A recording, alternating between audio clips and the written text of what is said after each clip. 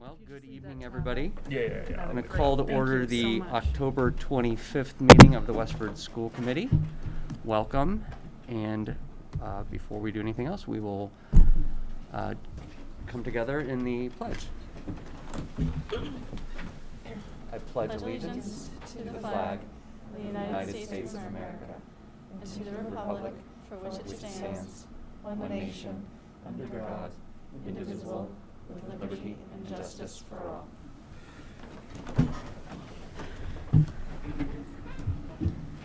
And we are going to start off in a way we like to start off, which is with some recognitions. And I'll hand it over to you for that. Yes, thank you. So this evening we have April Collymore and Tejas Kudva with us. If you guys would come up and sit at the table, we have some awards for you, but we want to chat with you first. Make you work for it a little bit more, right? This evening, I'm going to present the Massachusetts Association of School Superintendents Academic Excellence Awards to April and Tejas. And every year, seniors across the state are able to receive this recognition. The Superintendents Association has put it together to recognize, high-performing students who have a great track record of academic excellence. And so that would be the two of you. And so you were presented to us by the Academy, and so we have these awards for you that I will bring to you in a second, and we'll have like some photo ops for you, which I think would be fantastic. It's nice because this is the best part of our job, is to be able to recognize, I think, the work that people do. But just to make it a little bit more awkward, we thought we would talk to you a little bit. And so I'm really curious. We know that you've put a great deal of commitment and care into your studies. Your grades show that for us, right? I'm curious, if you were to think about a moment, a lesson, a class that jumps out. We're not trying to rush this, everybody, right? But you are going to be leaving us, soon. We don't want to rush this year. You want to really enjoy this year. But if you were to think about your time in Westford Public Schools, if something was to jump out about, a class that you specifically enjoyed or a lesson that really spoke to you, what would you say? If someone put you on the spot like this to ask that question. All right. I'd say my fifth grade, just the entire year. It's a while ago, but I was surrounded with my favorite friends. It was a group of 5. And we had Mrs. Corsi as a teacher. I know she's retired down in Florida now, but she was my absolute favorite, and we just had a really good time. It was a perfect balance between messing around and actually learning valuable life lessons. So I think that was definitely my favorite year. Awesome. Was that at Day or Crisafulli? That was at Crisafulli. Nice. Somewhere Joy Corsi's heart is singing, and she does not know why. I know, yeah. That is quite the compliment. April? I was going to say my physics class this year. It's a really just cool environment where we all kind of collaborate with each other, and it's just a bunch of kids huddled around each other, and we'll be working on worksheets, and I'll get super lost or confused, and then someone else will jump in and teach me something, and then I'll teach some other kids something. And it'll be fun because we'll all just start laughing, but then we'll get it, and it'll just feel really cool to do that together. So, yeah. That's awesome. Very nice. That is great. Any other questions? Anybody want to? Well, let's go to, can you think back to a challenge or even a failure that you've had that at the time felt terrible or insurmountable, but that now you realize was this defining moment, or something that you just grew and learned from? Because I think a lot of times we don't focus on the benefits of struggle and failure, and I like to see how it's helped you maybe. I think April has to go first this time because she. Wow, putting me on the spot. Yeah, these are really easy things, right? Maybe really this easy. moment. Maybe this is it. That's right. It could be. I guess just maybe calc this year. It's pretty hard, but I've been improving, and in physics, we all kind of help each other out, and so Yeah, it's like we're just trying to keep the progression going upward, and we're all kind of like there for each other. It's not like too competitive. We're just all trying to boost each other up. So yeah, go with that. Yes. I'd probably say chem last year. I think it was important not to aim for perfection in classes, because then you just are too hard on yourself. And I think it's important to accept the failures and just learn from them. And so I think that was the biggest thing that I took away from. It was probably my first really challenging class, and that's what I took away from it. Wow. Yeah, Catherine. I'd love to know, did anything like surprise you, or something positive actually come out of, say, the previous 18 months between remote learning or hybrid learning, or, you know, anything that took you by surprise, but maybe in a positive way, or that you just find interesting? I think the effort the teachers put in was really eye-opening. I mean, you obviously see it before then, but with remote learning, there was a lot of cameras off, a lot of a lack of participation, I guess, and they'd show up to class every day, cameras on, with a wide smile, trying to inquire about your day, just random questions to try and get the class going. And I think that really showed me how much the teachers legitimately care about us and want us to learn. And I'd go with just how important it is for people to be together. Like when we were all at home, you'd be doing assignments, and it would more just kind of feel like do it to get it done. Whereas when you were in school and working with other people, it more felt like, yeah, I'm learning this material, and we're all helping each other, and it would just be more of a positive experience. And even seeing people who you weren't even necessarily consider your friends, but they were like your classmates, and you knew them, and they would just make the day more enjoyable than just being at home. So I'll ask. We always like to ask when students are in front of us, because so many decisions are made in this room, what do you feel like we need to know from the student perspective? What is something that you would share with the people in this room who make a lot of the decisions that drive your everyday experiences? Go first. I mean, but be nice. I mean, honest, but nice. I'd just say that, like, it is a lot and it's stressful at times, but when you can tell that a teacher really supports you, it definitely makes a difference. Like, we'll have teachers before be like, I've heard a lot of you guys have a test coming up, or like some of my teachers, they've said, I know college apps, the first deadline's this weekend, we'll push this deadline out for you. Or my calc teacher, for example, she hosts extra help every Tuesday and Thursday. And just, it really makes a difference when you can tell that the teacher wants you to succeed in particular and really wants to help you.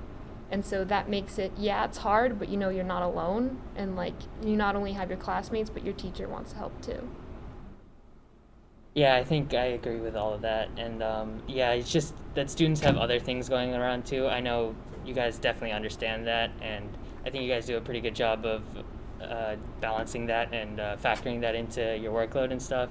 But with external pressures like, I don't know, competition in school or whatever, from whatever external factors there are, people are just driven to be the best, and I think it's important to remind them that they don't need to be the best sometimes, and it's okay to not be at the top of your class or whatever it might be.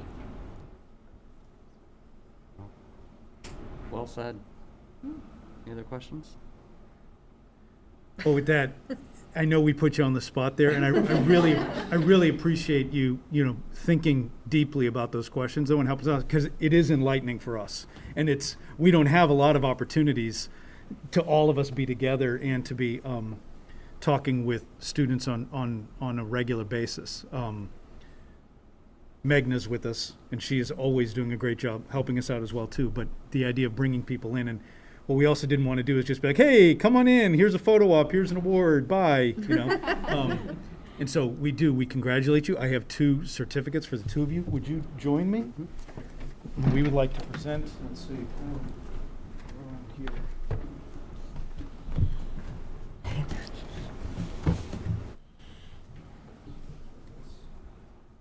This is for you. We got a good photo. You come around here. Yeah, We can do sure. a Can we get a photo op. photo? Oh, over by the Thank you so much. flag. And you can turn around and show anybody who wants to get a picture. Get a picture. You can tell we're smiling. You just smize with your eyes. Top model speak. You face a little bit over here. Oh, Yeah. that's amazing. And it's obvious that you two have a lot of good support, and you guys come not just with the academics, but with a lot of presence and wisdom, I hear. So good job to everybody behind the scenes, too. Congratulations.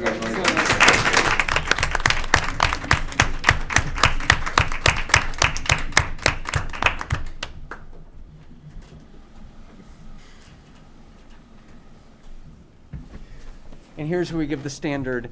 You are welcome to stay for as much of the meeting as you would like. But you are also welcome to go and have dinner and celebrate or whatever it may be that you have to do tonight. Ice cream. We will not be offended either way. Thank you Take care. for coming. That was awesome.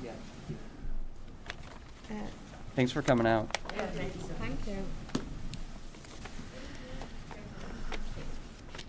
We should do every meeting like that. We That was should. nice. Love meetings that start with students. I know. It's nice. I do.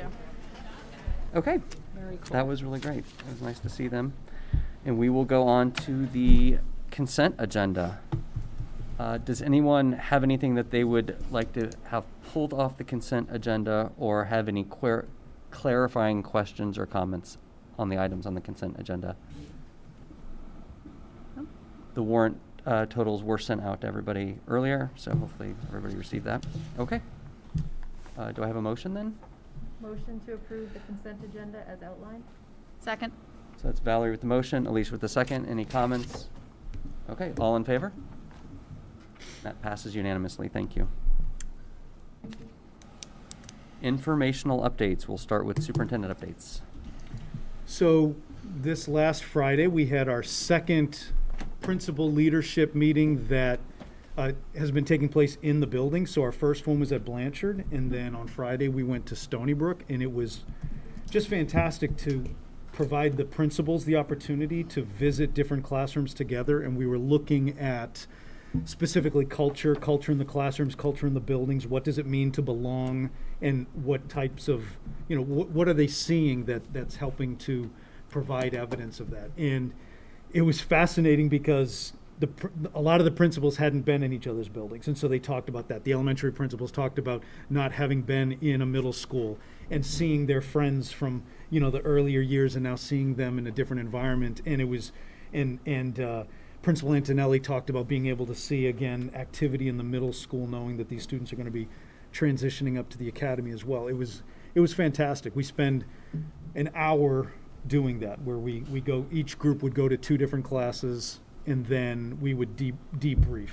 And it's really great. It was great for me to also see the principals providing each other some really positive feedback, and so that was a lot of fun. So the next one will be at WA, and so that'll be a lot of fun. We had our October DEI team meeting on Thursday. I opened it with the question, I wanted to get a sense of the team's thoughts on a specific suggestion, which I plan to kind of continue to regroup and then bring back to you with more information. But I'll tell you what the question was. The question was, would removing the word gray from the Academy mascot and reimagining the image, would that be an appropriate response to the concerns as you understand them to be? And so then we broke into small groups, and we did it all in a Google Meet.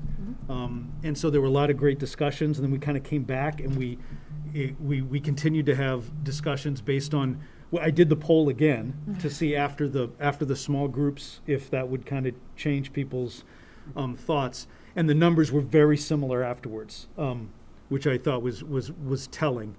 And I just thought it was a great conversation. I thought we learned a lot.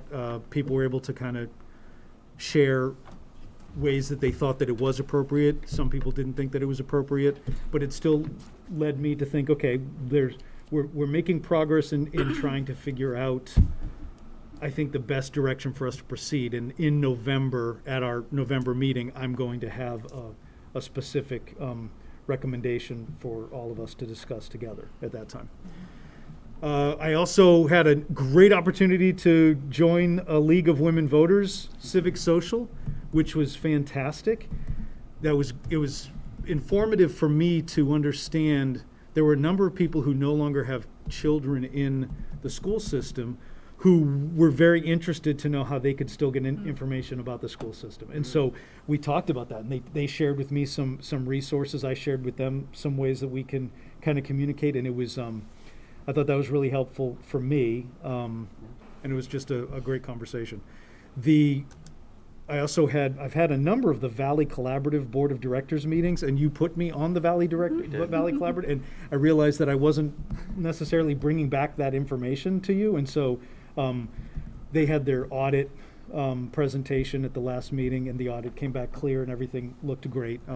But that was just something that I thought was important for me to be paying a little bit more attention to how I bring that information back to you, because I go there representing the district. Lynn Boniker, a member of our English department at the Academy, was recognized at University of Chicago with an Excellence in Education Award.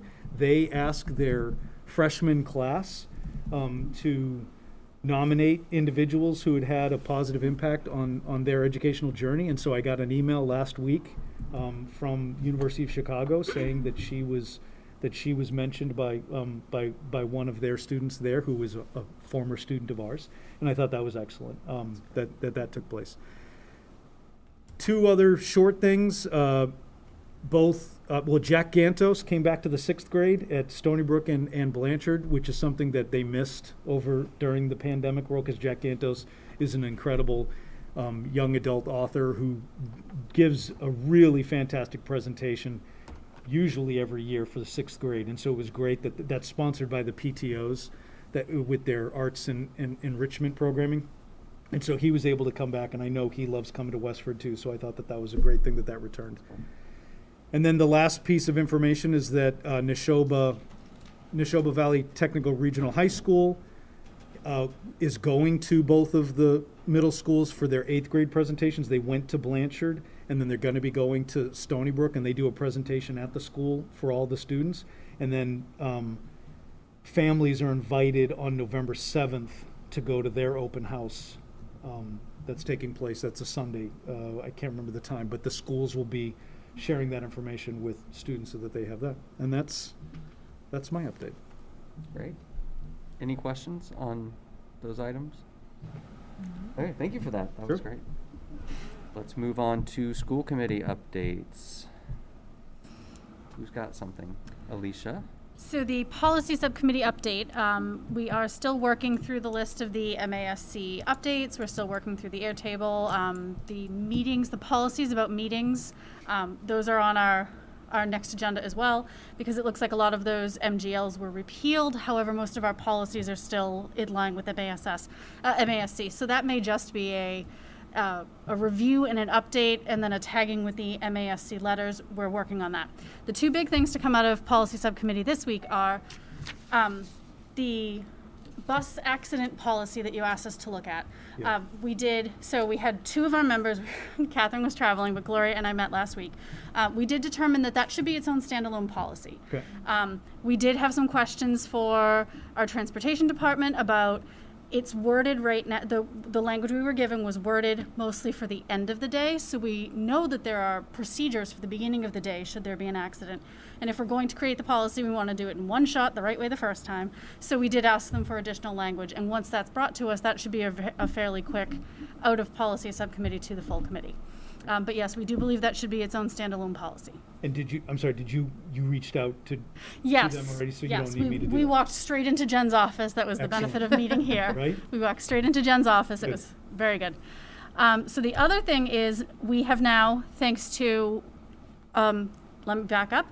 A couple years ago, we had a student at WA for their capstone project put all of our policies into a searchable database on, wait for it, Airtable.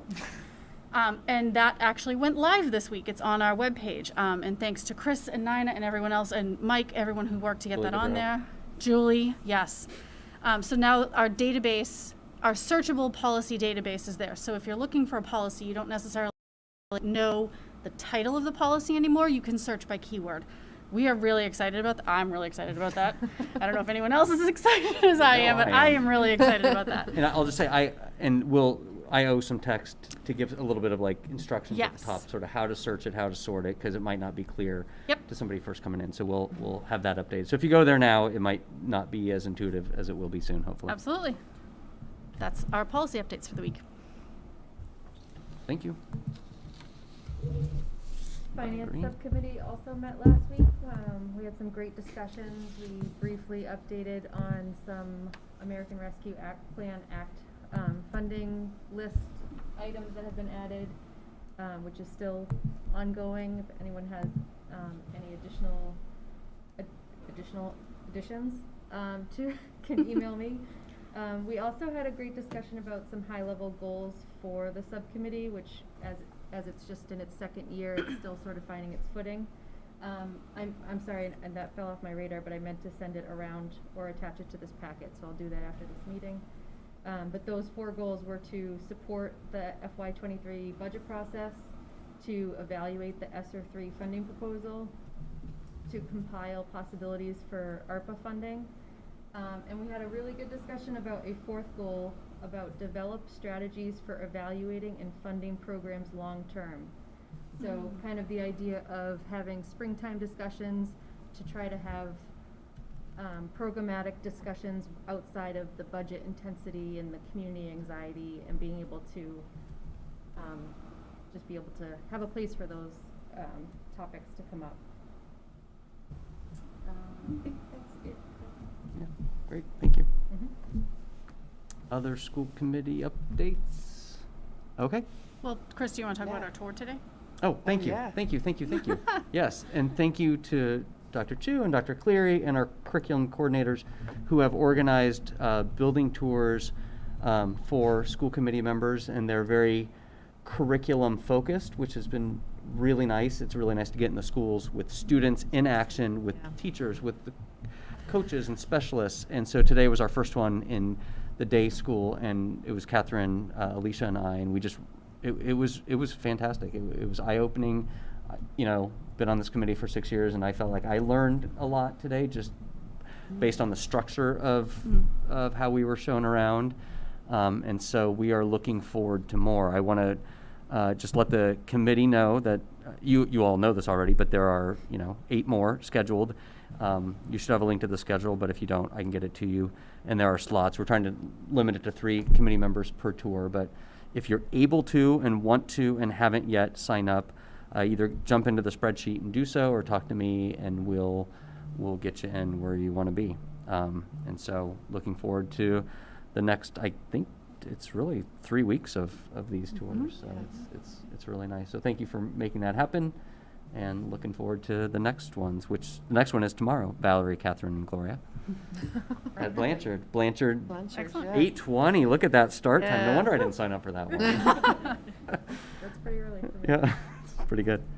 I forgot one more update. Yeah. Capital planning has been meeting. We're starting the FY23 capital requests. Sorry. Am I mixing up? Yeah, 23. Okay. 26, yeah. And the schools are on the agenda for the next one, November 5th. Oh, great.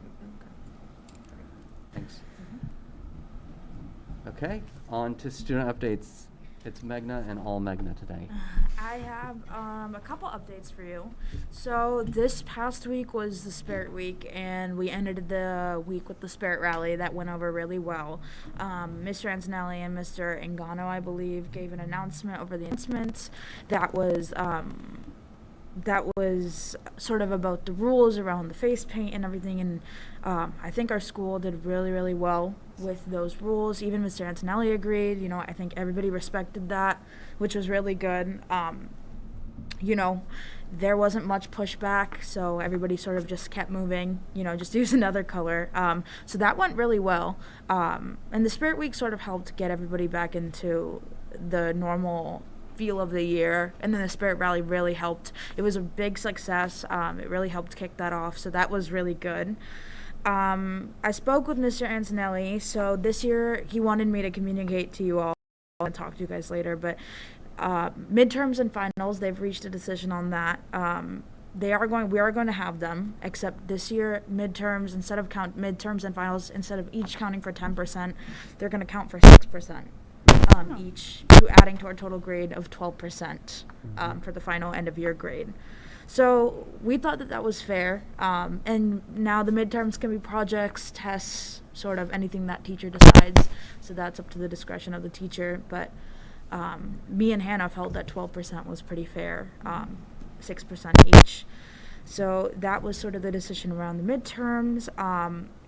After listening to student voice, they have decided that for the second quarter we're going to change our schedule a little bit, as a lot of us are having difficulty with that last block. Even from the teachers' feedback, from the students' feedback, altogether, the consensus has been reached that the last block is just a little bit too long. So what they're going to be doing is making that last block around 65 minutes and taking that time and sort of changing the lunch blocks a little bit and then adding a little bit more time to the first block. So the first block and the last block are going to look quite similar to each other. We have challenge success coming up pretty soon, which is where we just, after our second block, we have a 15-minute break just to relax a little bit. SATs are starting for the juniors, college apps are happening for the seniors, so everything is sort of in full swing. Sports seasons are coming to an end, and then lastly, the bees are gone. So that is it's an issue that solved itself. The first frost came. So first of all, no one's really outside anyways, because it's cold. Especially today, it was rainy. So the bees, they're gone with the cold, and so are we. So we're all inside. The bees are not there. So it's problem solved. But yeah, that's all the updates I have for you guys. Thank you for that comprehensive update. Can I ask you a quick question? Yeah. On, I guess really on two things. One is on the change to grading and on the change to schedule. Have those been widely communicated to the whole student body? Or did you get a special student council? The change to, you mean the midterms and to the waiting on the midterm? No, we just received that information today. So that information will probably be communicated really soon. I think we are generally knowing that we were going to have midterms and finals, but probably Mr. Antonelli will get that out, especially with the second quarter coming up pretty quickly. Right. But I think there was some general word, like I heard someone say to me today that like, oh, did you hear the schedule's changing? And even I didn't know until our meeting. So I'm pretty sure he's planning on getting that out, maybe over the announcements, or he'll figure that out. But no, we've not been communicated that. So you broke some news here tonight. I did. He said you could be the breaking news. Nice. Okay. That's Committee. Nice. That's great. Thank you for that. Yep. Gloria. Spoilers, I love it.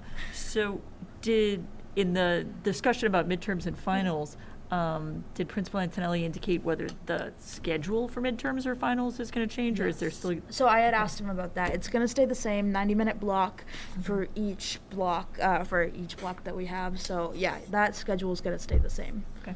Yeah.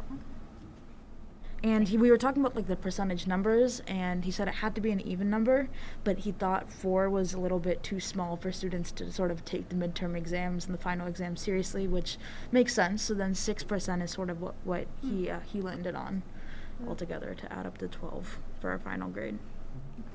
That makes sense. Great. Thank you. Thank you, Magna. Awesome. Okay. So we're going to move on to public comment. Just to reiterate, because we haven't done this in a while, and Valerie reminded me that it'd be good to mention this to people.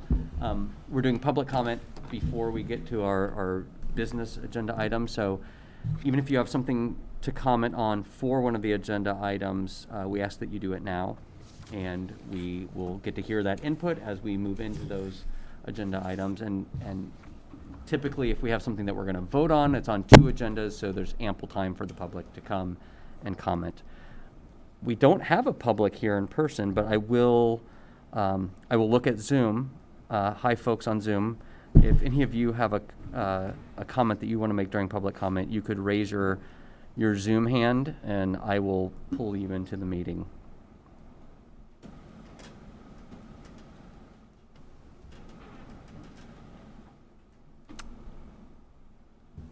Okay. Well, welcome nevertheless. Thanks for being with us. And We are a little ahead of schedule too, so I wonder if we should. we are a little ahead of schedule. We are 7 minutes ahead of schedule. Well,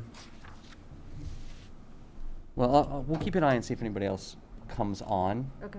And if we see somebody coming on, we... Is there like a chat? You could say like raise your hand. Yeah, we could do that. Yep, thank you. But until then, we will move on to first item under business, which is overview of academic achievement since COVID-19 with Dr. Clary. Great, thank you. I know the screen is a little bit far away, but you all have the presentation in your packets, and there hasn't been too many changes from that, so you can follow along there as well. I wonder, Pat, are we able to, can you flick that switch so that we can see the screen a little bit better? There we go. Thank you. Okay, thank you. So we just want to provide you with a snapshot of some of our academic performance data that we've been collecting. This is by no means a deep dive into any of the specific data. It's just kind of an overview so that you can understand where we are and what we're doing based on what the data is telling us that may not be due to COVID, but these are the outcomes during COVID. So there's certainly some impact somewhere.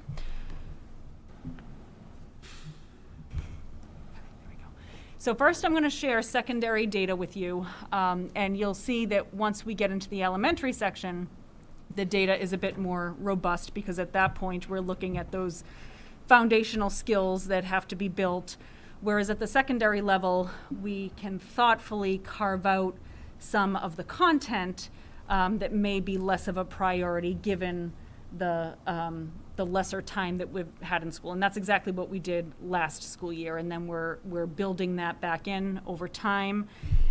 So I want to share with you the secondary data first. And I know that on this slide it looks like lots of bars, and like I said, the purpose of this presentation is not to dissect each of these, but it is available to you. But I want to provide you some highlights. So on the left-hand side, we have middle school literacy achievement levels with the Mcas. And on the right-hand side, it's the same information, but for high school.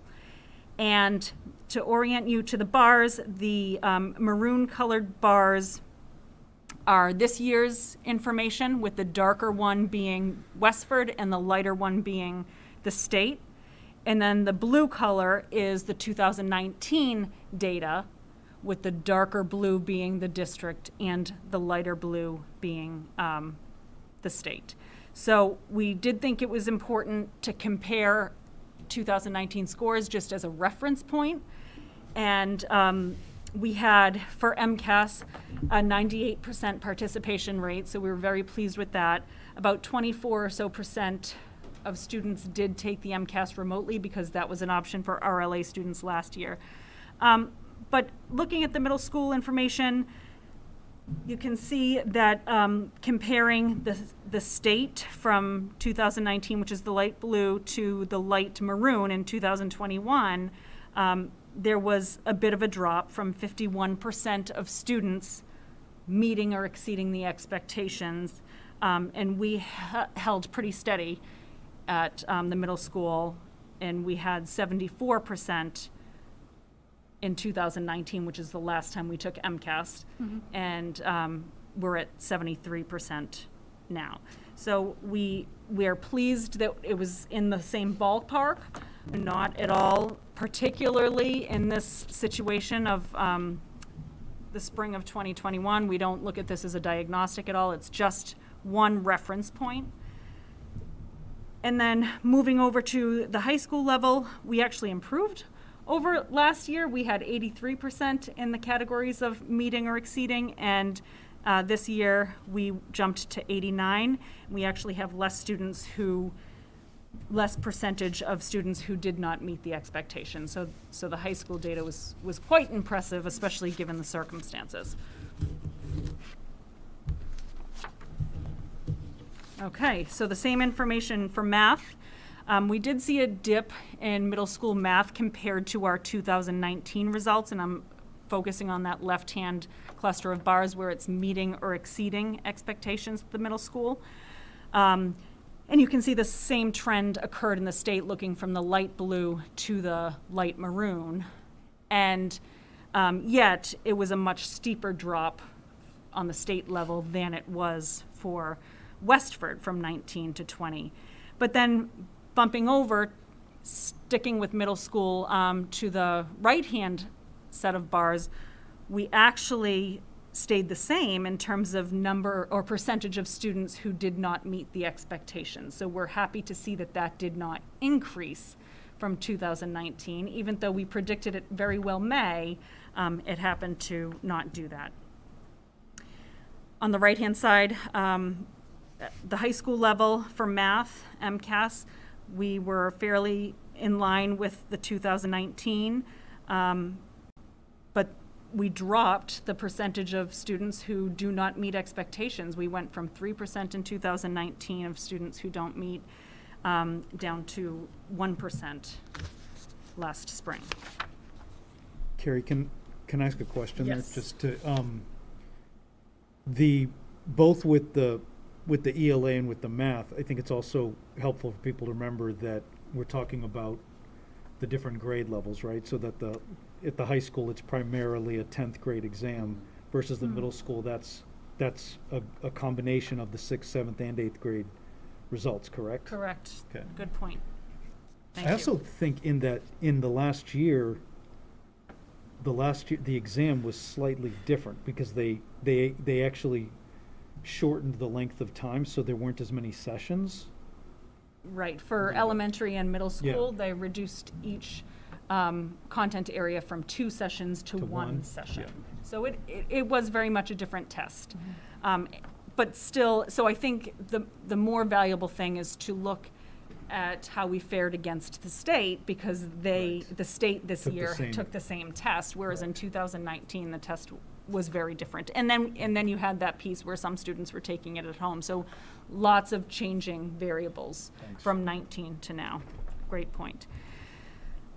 Looking at the science MCAS data, the middle school for meeting to exceeding did dip from 75% in 2019 to 61%. And particularly in science, because it's so content driven, we knew that what we carved out in exposing students at a certain grade level versus having them master may or may not have matched with what they decided to put on the MCAS test in terms of the content.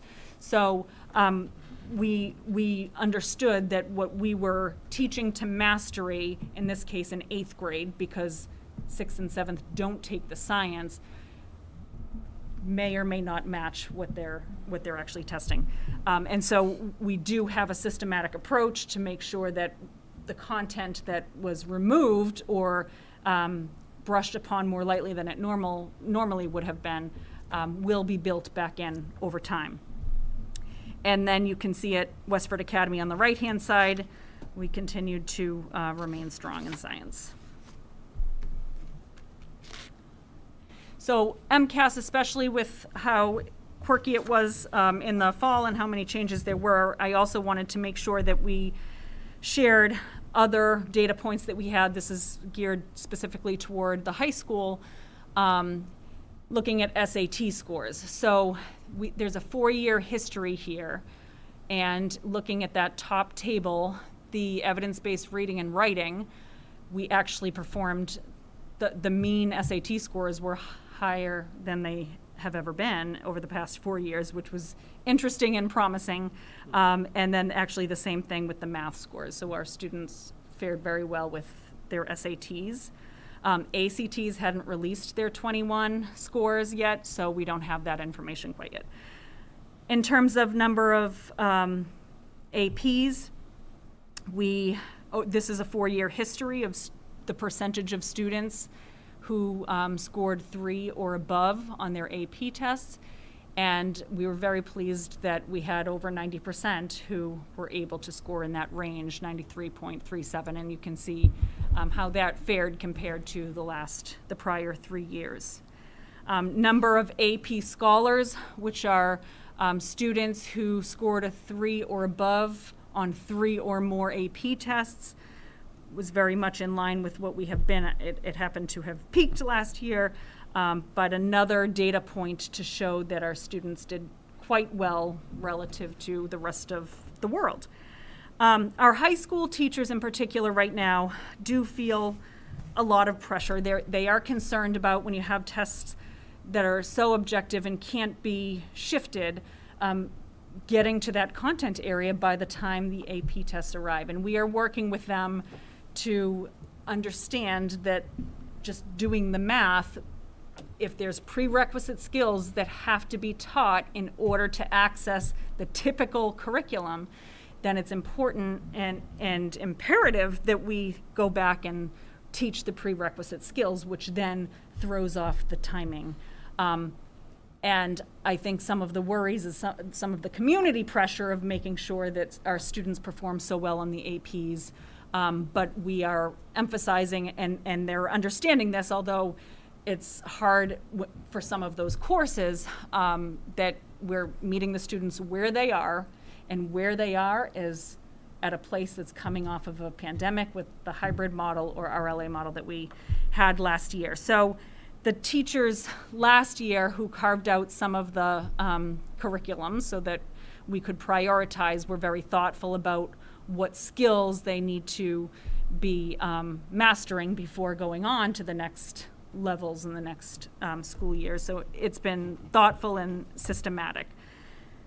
So that'll be a bit of a shift, and if we don't make it through an entire curriculum as we normally would, which I would imagine we won't, the rest of the world is in that same boat. Mm-hmm. So if 4 is the new 5, then colleges will see 4s and look at them as 5s in terms of AP scores, for example.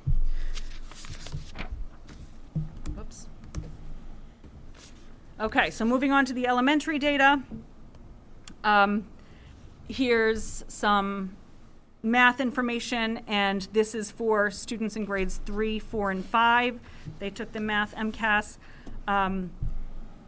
We see a dip compared to from 19 to 21, from 78% of students meeting or exceeding standards to 66, and this is absolutely on par with what we expected because we shifted some standards to mass or to exposure and prioritized others, and that may or may not have matched up. But we have a very thoughtful approach to how we are going to backfill that over time.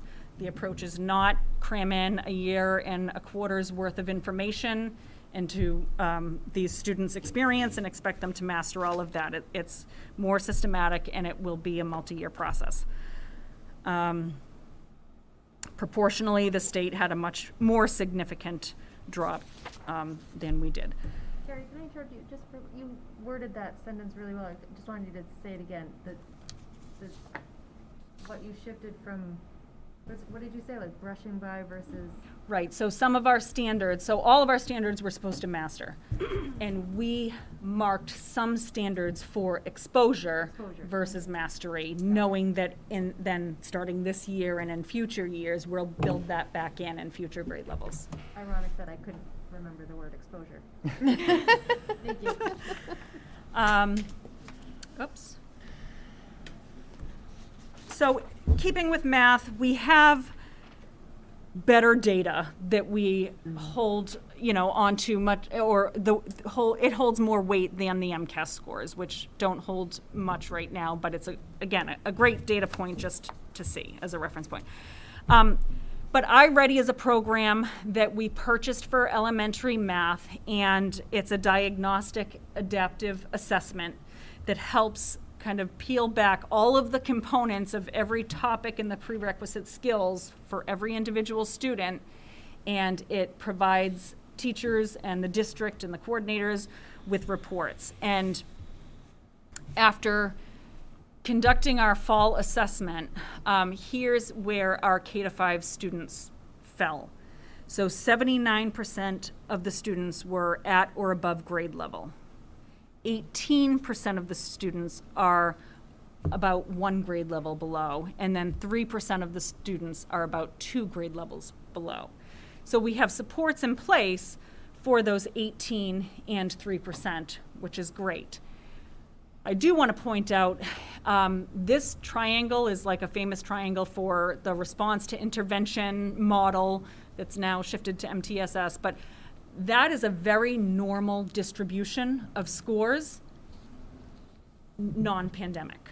So the fact that after the pandemic, our scores are distributed this way is incredibly promising. And I know for some parents out there, they're thinking, oh, but my child is struggling, and I know that last year, and individually we understand, and we will address that, but overall, this is excellent data for Westford Public Schools. I do have this information. It's by grade level. It's just to show you, I'm not going to get into all of this, but it's just to show you that we can dive more deeply. Then we get to the student level, and it's just invaluable information that it gives us. So we have all of this data. That was a very balcony level view for math, and we just want to share with you what we're doing in response to it all. So first, we have the assessment data. The Iready, which I just showed you some samples, snapshots of the reports, but that is so key for moving forward.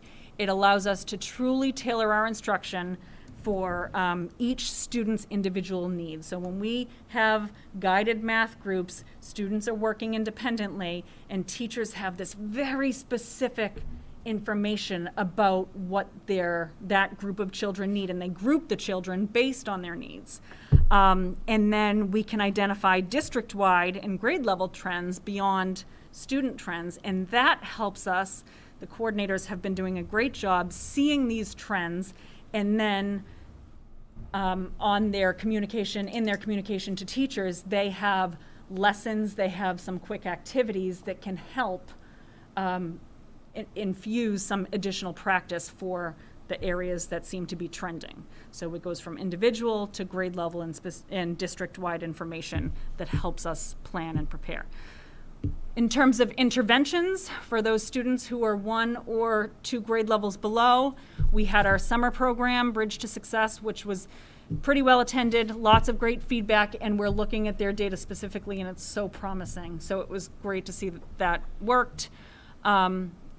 We added a 1 hour using ESSER funds for the math interventionists. They were 4 hours per day at 3 through 5, and the reading interventionists were 5 hours, so that it had been requested every year, but now we're going to use, because we have the grant funds, we've been able to bump them to that 5th hour, particularly to help with the mitigation that may have occurred because of COVID.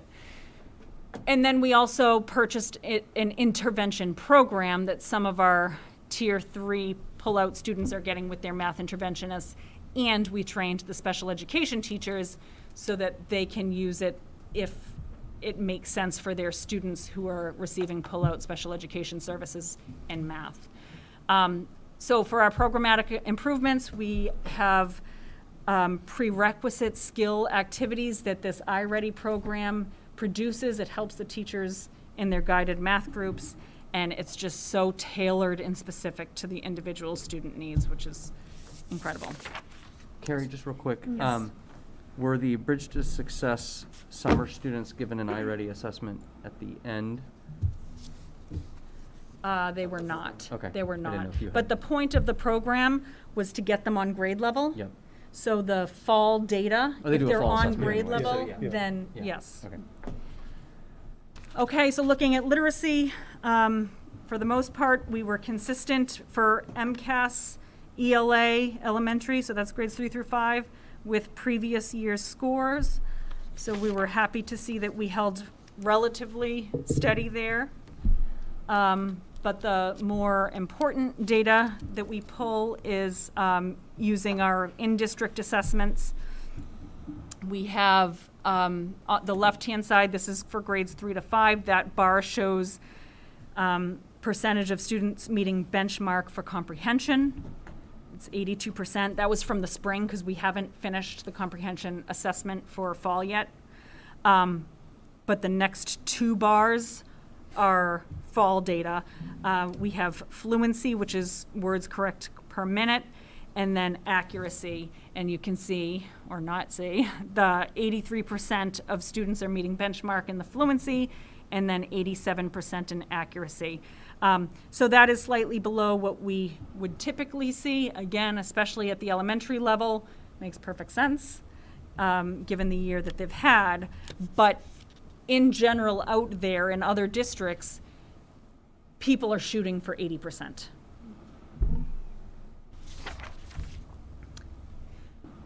The K-2 data, they are hovering right around 80%. The spring comprehension is at 78% of students meeting benchmark. We usually run around 87%. And for fluency, which is words correct per minute, we're usually around 83. The average is 77. And then for accuracy, we're usually around 90%, and we are at 80%. So generally speaking, not alarming data at all. Relatively speaking, we certainly saw a dip, and as expected. Okay, so how are we responding to the literacy data? We have incredible assessments, DIBELS, which are the foundational components of reading, and we purchased Next Step Comprehension, which is a comprehension assessment. We used to use DRA, and that DRA that we're using is very outdated. So pre-COVID, we were shifting to this anyway, and the teachers are liking it much better. So it is going to be a new data set, so a little bit harder to compare. We did create a crosswalk, but we think that these assessments are going to be used in such a purposeful way.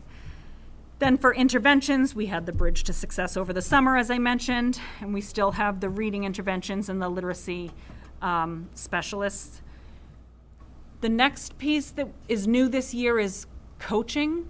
The literacy specialists, while yes, they continue to service our Tier 3 students, we prioritized by grade level at each school which grade level of students may need more support in their Tier 1 in their classroom instruction.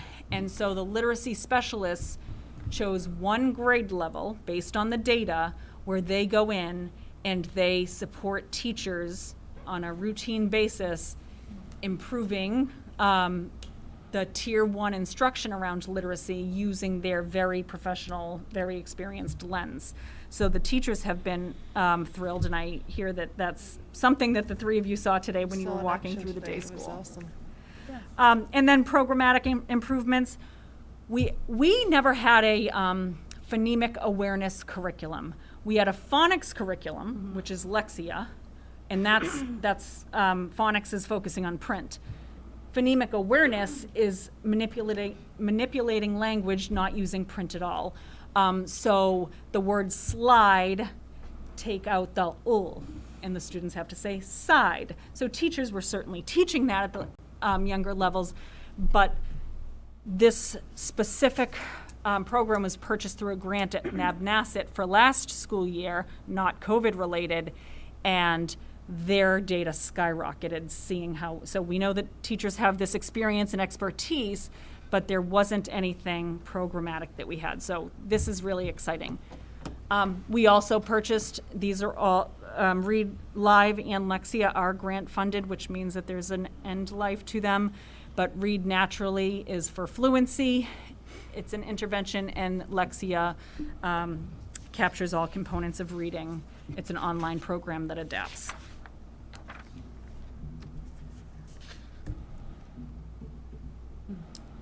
So I always put this at the end of, did I skip a slide? Skip the, yeah, just one. Okay.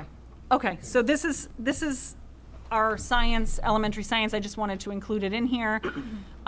We were very pleased with this because, again, the content that we removed for now or just provided exposure to may or may not have showed up on the 5th grade test, but to see that 75% of our students met or exceeded was something truly to celebrate. So some of the takeaways that we have from all of the data that we have been digging into, there are some dips, and it would be concerning if there weren't, because we had such an odd year of school last year. But we didn't know how much things would dip. And they dipped to a level that is not alarming at all.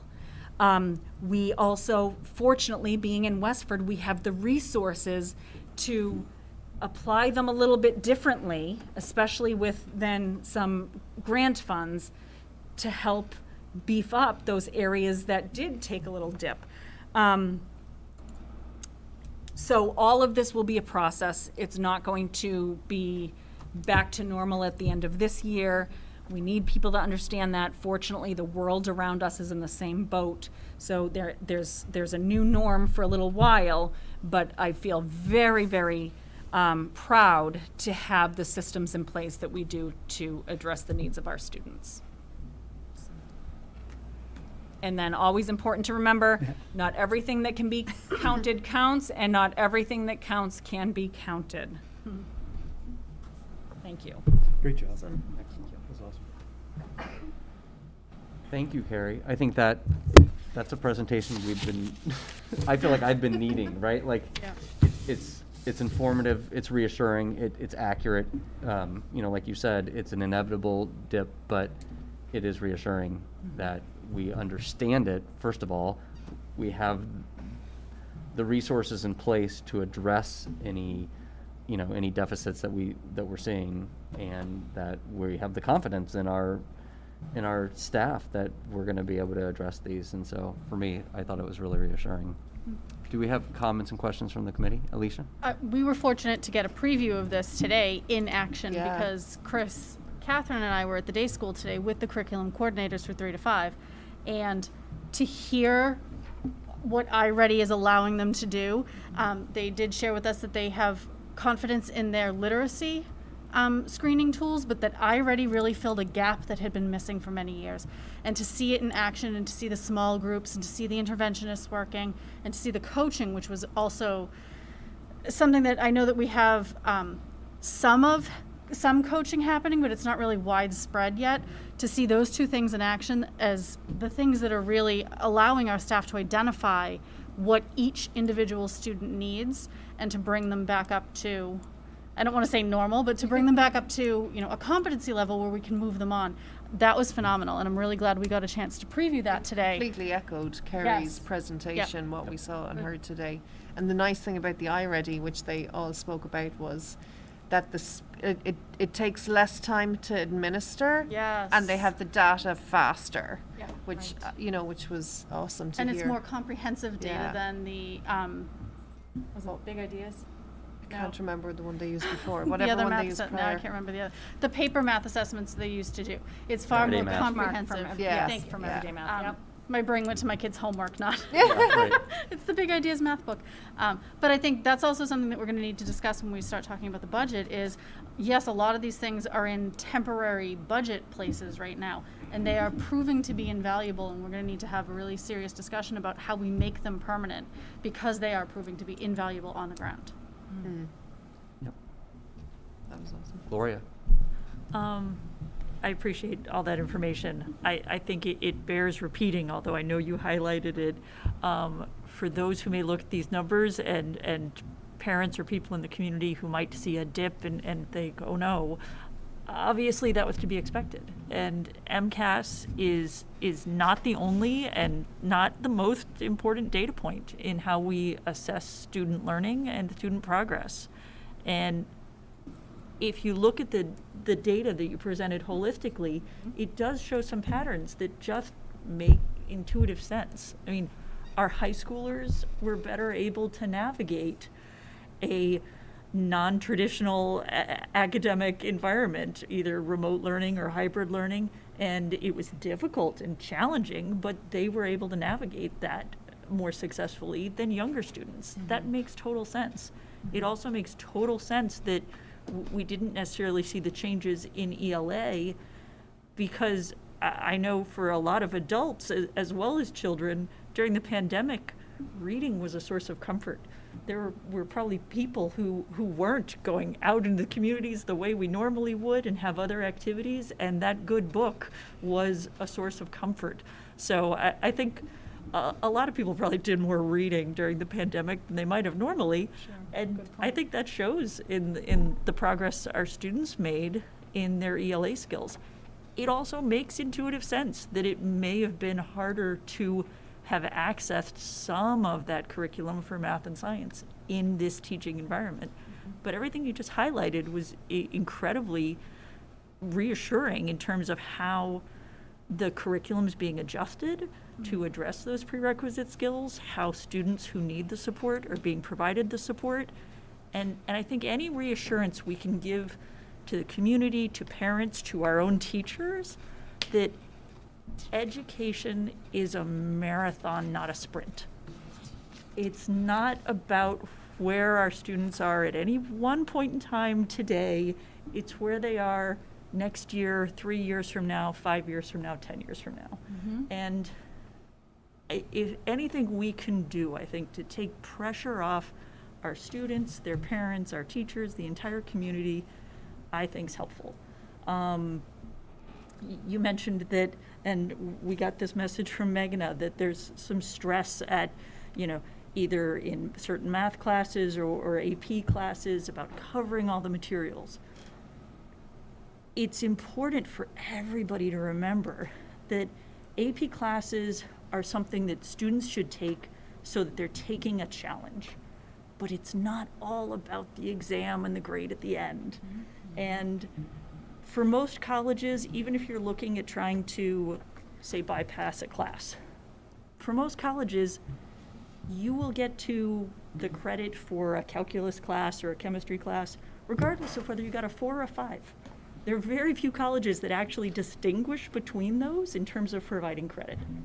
And in the worst case scenario, if you don't get a 4 or a 5 and you are getting a lower score, well then you might be taking that calculus class or that chemistry class again. And you're actually going to be better prepared for that college class because of your experience in the AP class.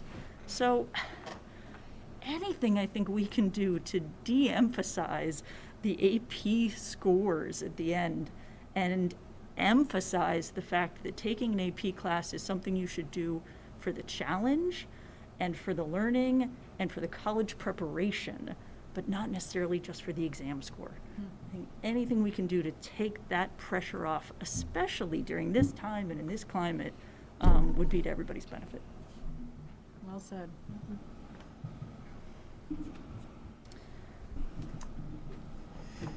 Other questions? Okay. Well, thanks again, Carrie. That was great. Thank you.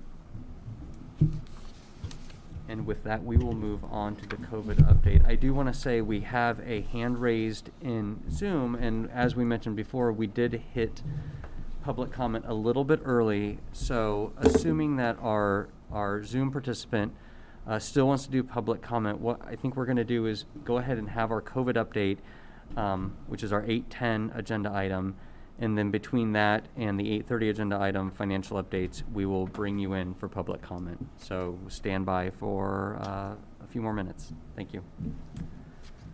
All right, thank you. So, in the packet this afternoon, I put a copy of the letter that I intend to be sending out about our test and stay program. So hopefully you've all been able to see that. It has very specific information in it, so I thought it was going to be helpful because I know some of these things were questions that you had and some other people had as well too. So we had thought about sending it out on Friday, and honestly, if you'll notice, the very first sentence still has a very large blank in the sentence, which says the Westford Public Schools will be launching the test and stay program on blank.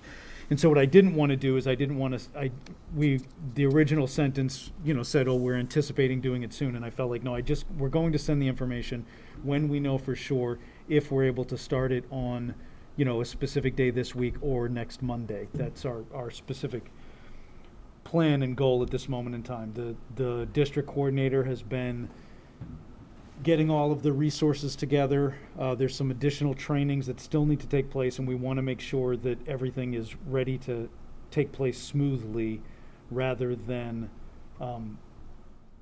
practicing our way through that, if you will. So the goal is for us to be rolling that out. Like I said, I mean, at the very latest next Monday, if we can do it soon. I wanted it to be much sooner in the first place, and so I do apologize for the delay. I apologize for not having certain infrastructure in place. I did have a couple of conversations with parents this week that it was helpful for me to hear specifically the different challenges and struggles that they've had, and so for anybody who who would have qualified for the test and stay program earlier and it wasn't available, I certainly apologize for that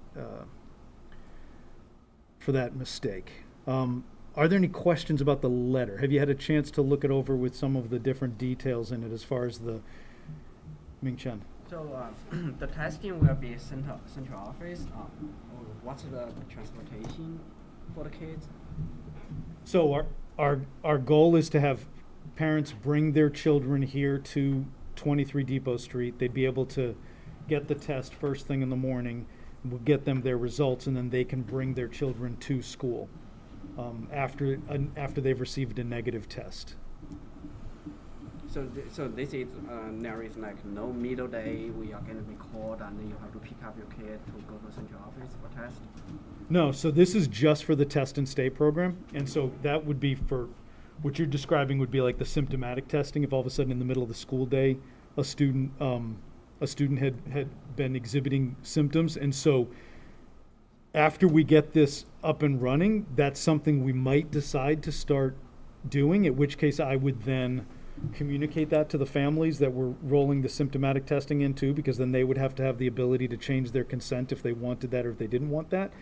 But this was just for the people who have been identified as a close contact who are not symptomatic, who can test in the morning in order for them to stay in school. And how early is the central office to open for test? So we're talking about looking at whether it's going to be like a 7 to 9 window. We want it to be at a time we need to make sure that we can get people here.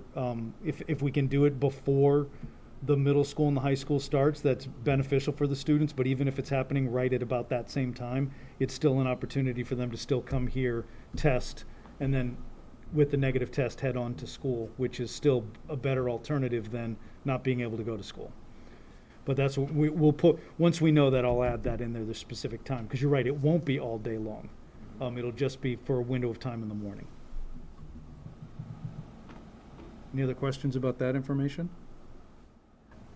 I just think it's important to highlight, because I think we've seen a lot of commentary on this and a lot of concern about it, but, and I know there was a need, and it's unfortunate we haven't had it earlier. I appreciate all the efforts to make it happen, but this only applies, if I'm reading correctly, to close contacts at schools. That is while correct. we often use the close contact language, that close contacts will be able to use this program, it's only for close contacts at school. So if a parent tests positive, if a sibling in the family tests positive, that doesn't apply, correct? If it needs to be from exposure at school. They need to be a close contact from exposure at school, and that is one of the first things that's part of the DESE regulations in order to allow us to let kids back into school. So it's not a Westford decision that we're making there. That's if we're going to allow this opportunity, it has to be from a school exposure. Correct. Unvaccinated close contact. And unvaccinated, that is true. That is true. Unvaccinated, non-symptomatic, asymptomatic, right? Individual. And they test for 5 days? Yes. Okay. Yeah. So in addition to this, I did want to give an update. Valerie, you had asked about our numbers who in the consent. So the first time I reported it was about 1,200 and something. I can't remember the last. It's gone up, but not that much more. It's right now we have 1,557 students in the CIC health system with a consent form with their parents saying that they consent to the testing. So it's still, that's still less than half of our population. A little bit more than a third, but less than half of our population. But is that taking into account, any of the vaccinated students don't need to give Correct. consent? So it could be. So you are, It's true. okay. That's true. And so, and again, in this letter, it's going to clearly direct people to that form again. And it says, if people are interested in this, it encourages them to sign up ahead of time, because it could take a couple of days for it to hit the system. And if you all of a sudden found yourself in a situation where your child was identified as a close contact in school and you wanted them to test the next day, we might not have the consent in the system in order to do that. So we would encourage people to do that ahead of time. After sending out the Westford Academy vaccination survey again, remember at their last meeting, there was a question as to whether people were aware of it. Principal Antonelli sent it out again, and the number increased to 470. So it's still a low number in terms of and that was for if we were looking to try to reach the 80% mark. And so in addition to that, a week ago, I participated in a meeting with the commissioner, and at that moment in time, only 4 schools in the state had been approved to use the exemption, and at that time, only 9 had even applied. And it wasn't that those other 5 weren't going to be approved; they just hadn't gone through the official process. DESE hadn't gone through the process of approving them. Tomorrow, Carrie and I have another Zoom call with the commissioner. I imagine he's going to be giving us an update because Monday is November 1st, which is supposed to be when the mask mandate is extended to. So I will give you an update after that meeting specifically. Dr. Chu, just on that, have we any feedback as to why we're not getting more uptake on that survey? No. Okay, so we haven't reached out to parents at all, or nobody's contacted to try and figure out why we're not getting... Well, no, I mean, I said in the last school committee meeting why I think people aren't responding, because I feel like it's a voluntary survey, and so I think they're choosing to not provide the information. There was a question as to whether people saw it, and so we resent it again. So I was curious to see if it would increase, but I feel like that sort of just leaned into what my theory was, is that there are people who are uncomfortable with students taking their masks off, and even if they're vaccinated, might not be providing that information because they don't want to be a part of that count, if you will. Okay. But I didn't ask people why they weren't. Should we do a second survey? Right. Do a second survey to ask them why they didn't do the first survey, and see how many it had people a very do that. specific We'll get purpose. 100% participation. Right. I love it. And so, yes, so we saw that the numbers did go up dramatically, or significantly, the previous week. Last week they went back down again. If you follow that, so it was our short week, where following our school committee meeting, where the numbers really spiked, and one of the issues was just the age of the students too. That impacted it quite a bit. Last week the numbers went back down again. There was on this morning what was initially posted, because the nurses have been tracking it from Monday to Sunday, and so yesterday there were some additional students who were identified, and so that number hadn't been updated when it was first posted this morning, so they reposted it. So if people see something posted, I know Valerie, you had seen that and asked me a question about it, and so then they'll repost it on Monday afternoon as well too, if there's some changes over the weekend that weren't captured when it was first posted in the morning.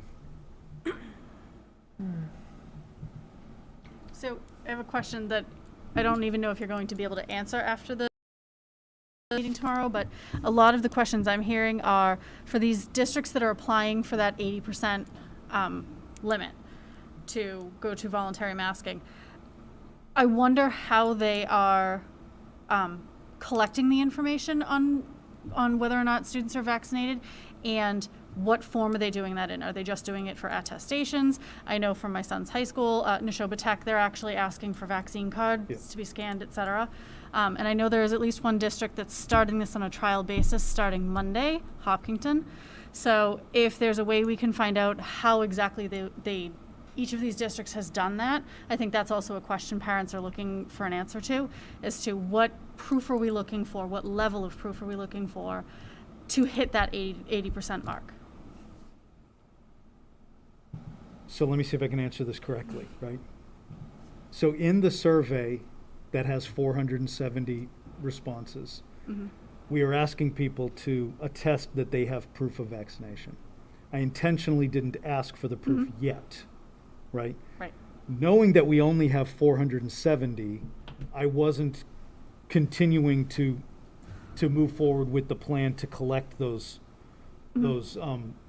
vaccine, the proof of vaccination as of yet. I do think that we would be able to upload it. We would be able to, you know, have it in a Google survey, in which case they had to upload it. We could be having students bring them into school. Okay. I mean, there are a number of different ways that we can do that if we get to that position, but we are so far from it that to me, the conversation changed. Okay. So I'm waiting to see what the commissioner has to say for tomorrow. Yeah. Okay.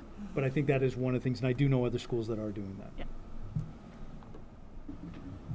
Can I ask, it's not necessarily related, regarding the testing. I'm just looking about the numbers and in terms of just getting the test and stay up and running. You know, 2 weeks ago when we were here, we had hired the nurse. We had our program director, and I believe you'd also mentioned in one of the meetings, we actually had the tests. You know, with that jump in numbers we had over the last 2 weeks, and the number of school-related close contacts, which was at 58, I believe, which was quite large. Can you walk us through why we haven't been able to get test and stay up and running in these last 2 weeks? I really thought we were coming in today to see it up and running, and I'm disappointed, you know, and I know I speak for many parents, particularly in the elementary stages. You know, the test and stay and masking were the two big strategies for coming back as normal as possible. And when we knew we weren't getting the test and stay up and running in a timely manner that needed to happen, by the looks of it, with 58 close contacts, it doesn't sound like we then had a plan B. So, you know, in terms of knowing, well, okay, if we don't have test and stay, what other things should we be doing until we have this up and running? So, you know, from a number of conversations I've had by parents, you know, there's kind of a real confusion as to why we're still not up and running. And kind of also the question mark as to, well, if we know we weren't getting the program up and running on time, why were we not finding ways to maybe limit close contacts? Because 58 close contacts is, like, disproportionately, it's just so high. So I don't know if you can kind of walk us through a bit. Let me break that apart, right? 'Cause Yeah. there's a couple different things. So it was my impression and it was my understanding that when we had that CIC Health was working from one angle, and they had one program coordinator who was a remote person who was supposed to be helping us, who then quit. If you remember, I said that one time. So then they hired somebody else, and then I was under the impression that when we had somebody from our end who was able to interface with them, that then we would be ready to go. In hiring our district coordinator, she has basically had to start from scratch, and she has had to reach out and figure out all of the different data points and how to use the CIC Health system. She has been communicating with the newer program coordinator, who's remote, right? Who's been trying to help with different types of logistics as part to it. But I was under the impression that they had two people who were going to be helping us, and we needed to have a district coordinator who would then be overseeing them, and that would be assisting this process, so that we would have people in place to be able to do this. Those people have not materialized. So I don't know where those people are, because they were never our employees. So she's been trying to even identify right now, there is supposedly an LPN that the CIC Health has assigned to us that they can't connect because the email, the credentials that they shared aren't going anywhere. So we had the tests because we were able to order the tests on our own. So we've had the tests, but we haven't been able to get the training on how specifically those tests have to be used and how it has to be uploaded into the CIC database. And we have they've been setting up the space. It's not, that will be a faster turnaround. But that has been the stalling effect, that I thought that when we had our person, once we got something going here and we were able to control it, because we were just waiting and waiting and waiting and waiting, and we were told one thing and then it wouldn't come to fruition. I thought that when we had our person in place that it would all then seamlessly connect and we'd be ready to go. And the person who we've hired to be the district coordinator, who is doing an excellent job, has also been going and helping our nurses with contact tracing and doing other things while waiting for responses for CIC Health. She's basically had to start all over again. And so that's the reason why I'm apologizing, right? Because I feel like I understand why people are frustrated. That connection of it, I thought that should have been able to bring us to a place where we should have had it today, right? My hope was that we would have had it earlier, and then when we brought her on board, I thought that we'd be able to have it up and running today. They're telling me November 1st. So that's that part of the delay, as the disconnect. As far as a plan B, our teachers and our principals and the schools have been supporting the students who have been out of school, right? We learned that there was some inconsistency, but in terms of the connection that kids had with their classrooms. But one of the things we've been talking about is the difference between people who are sick and not able to do something versus people who are healthy and still able to get some work done, and how we can do our best to support them without necessarily making people feel like they're going to have a whole bunch of work that they have to make up when they return. So, I mean, as we've been watching the data, I don't think that it was realistic for us to think that the day after a PD day that we would end up with so many close contacts over the course of the 2 days. So when you ask about like what was the plan B, I feel like they've been continuing to do the work that they've been doing from the beginning of the year. I don't know if that makes any sense. I don't know if maybe I made myself clear. When I said plan B, it was more in terms of not necessarily the learning if they're quarantined, but actually what other strategies could we have put in place in the schools knowing we didn't have the test and stay? Should we have pulled the desks apart to 3 feet for the few weeks? You know, some of the strategies we had in place last year, knowing, because test and stay was the reason we could potentially go back to normality this year in terms of how the classroom is running. So that's what I kind of, was coming at it in that, why haven't we been maybe more proactive in preventing this kind of the situation that occurred? And I know it's new to everyone. I just am very confused as to, I feel that we've been more reactive to the situation rather than proactive in a number of situations, especially when we have so many towns around us that have managed to get test and stay up and running.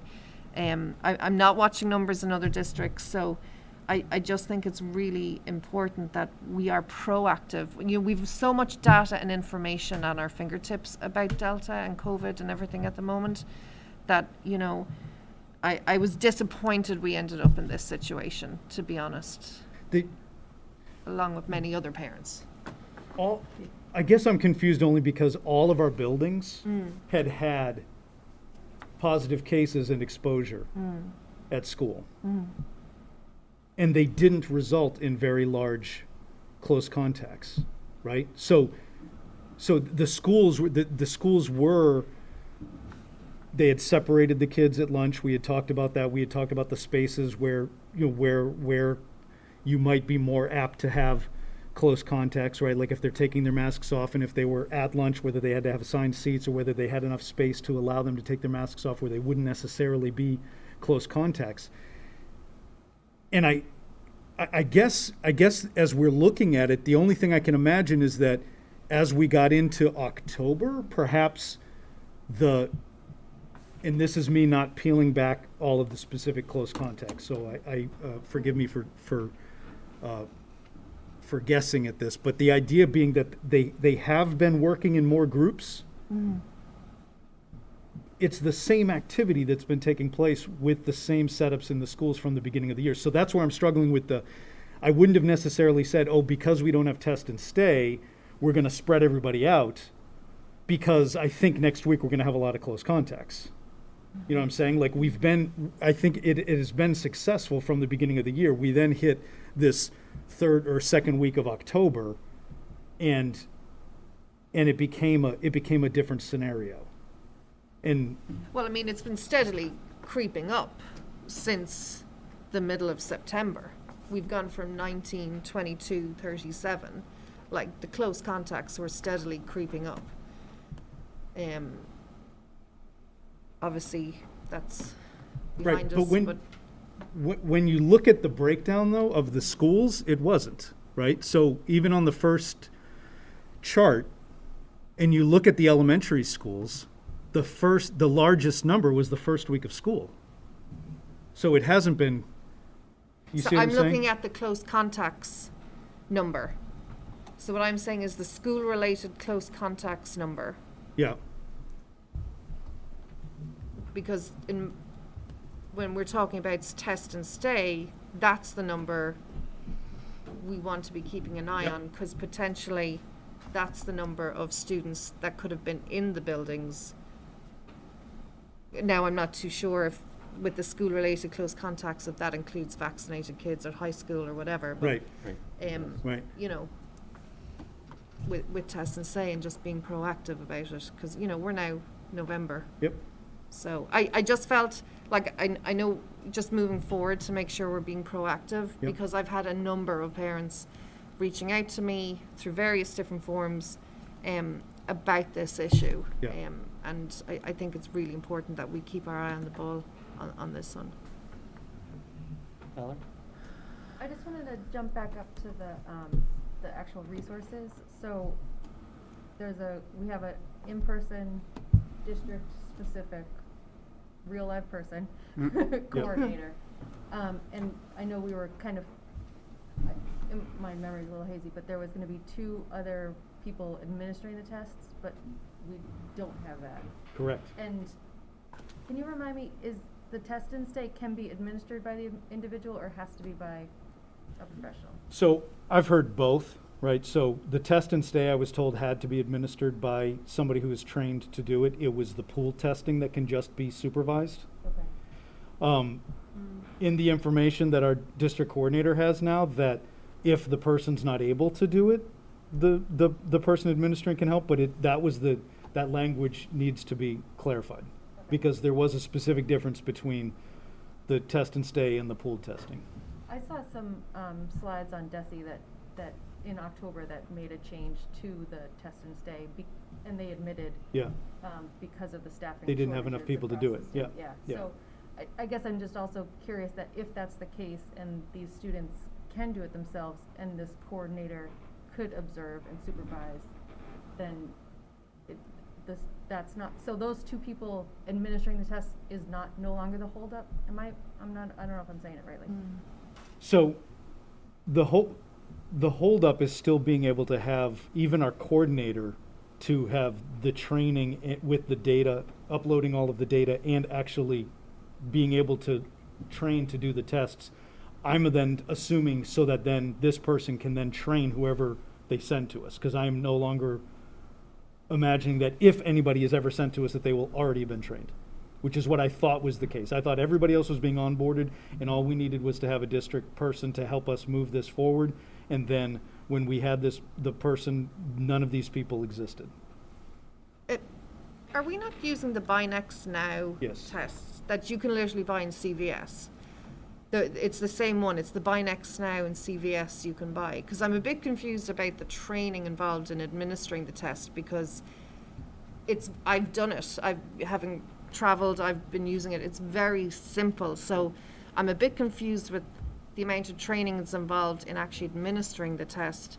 By the sounds of it, we just need to get our heads around the whatever program or software in order to fill in that data. And, you know, kind of 2 weeks in from when we've hired the nurse, again, it's just, you know, confusing in terms of our timelines and how much effort this is taking to get up and running. Because the test is very simple to administer if it's the same one that we're buying out of CVS. If my husband can do it, there's hope for us all. Sorry, David. I think it's what you said. I don't know. It was the data. I think you did say it That was is the database. that is the bigger piece of it. That I mean, I am taking full responsibility for all of this, right? This has been a failure on my part. I am not trained to administer the test, nor do I know what CIC Health is expecting from us in all of the to update the information. I will say, the way that this started, they were trying to tell us all of the additional things that our school nurses were going to have to do, and that's where I said we cannot put this on our school nurses. And I know there are some people who are confused about that too. But our school nurses have been needing to fulfill all of their regular duties on top of all of this. And earlier on, they were getting phone calls multiple times a day from CIC Health to try to get them to always push towards us doing the pooled testing as well too. So that's why I said we weren't going to put this on the nurses. Oh, and I agree. Right. I mean, because But actually, it was in that process that and then trying to bring on a district coordinator who is a registered nurse, who is doing an excellent job, who is supporting all of our nurses as well too throughout this process, that I just don't have an answer. I don't know. I don't know if it's the exact same test. I know it's technically Buy Next Now, right? I'm assuming that it's probably the same test, but I don't know because we've been given so many restrictions, right? Including who can take them and who can't take them. That it's become it is a full-time job, which is why we have this person. you mentioned though, in the meantime, has she not been helping with contact tracing and She stuff? has been. I mean, in one sense, if Yep. it's a full-time job just to get the tests That's stay right. up and running, should Yep. she be not focusing on that? That's my point, though. What I'm saying is Yeah. that she is waiting for information from people from time to time. She has been trying to communicate with two individuals who we don't seem to think that they exist. If anybody's participated in working with a staffing agency before, that's the way this all started, right? So DESE contracted with CIC Health, who then outsourced all of this work to a staffing organization. So we were talking to multiple people from different organizations and not getting the information that we needed. Other school systems that have this up and running, they either had it running last year, or some of them, I think, were wiser than I was and didn't have faith in CIC Health and made these choices, like bringing on their own person at the beginning of the year. Others have put this on the shoulders of their nurses. Can I just actually follow up on that, nurse? One of the things I discovered in a conversation with one of our school nurses, which I didn't realize before, was that, you know, the annual like hearing and vision screening, I did not realize they're actually doing it now. Apparently, they used to have somebody come in and do it. I don't know, was that something we hired out of the district? But this seems to be new. No, it's not. They've always been responsible for it. Yeah. We have historically to bring in sub nurses, bring in temporary support to help them with that. Okay.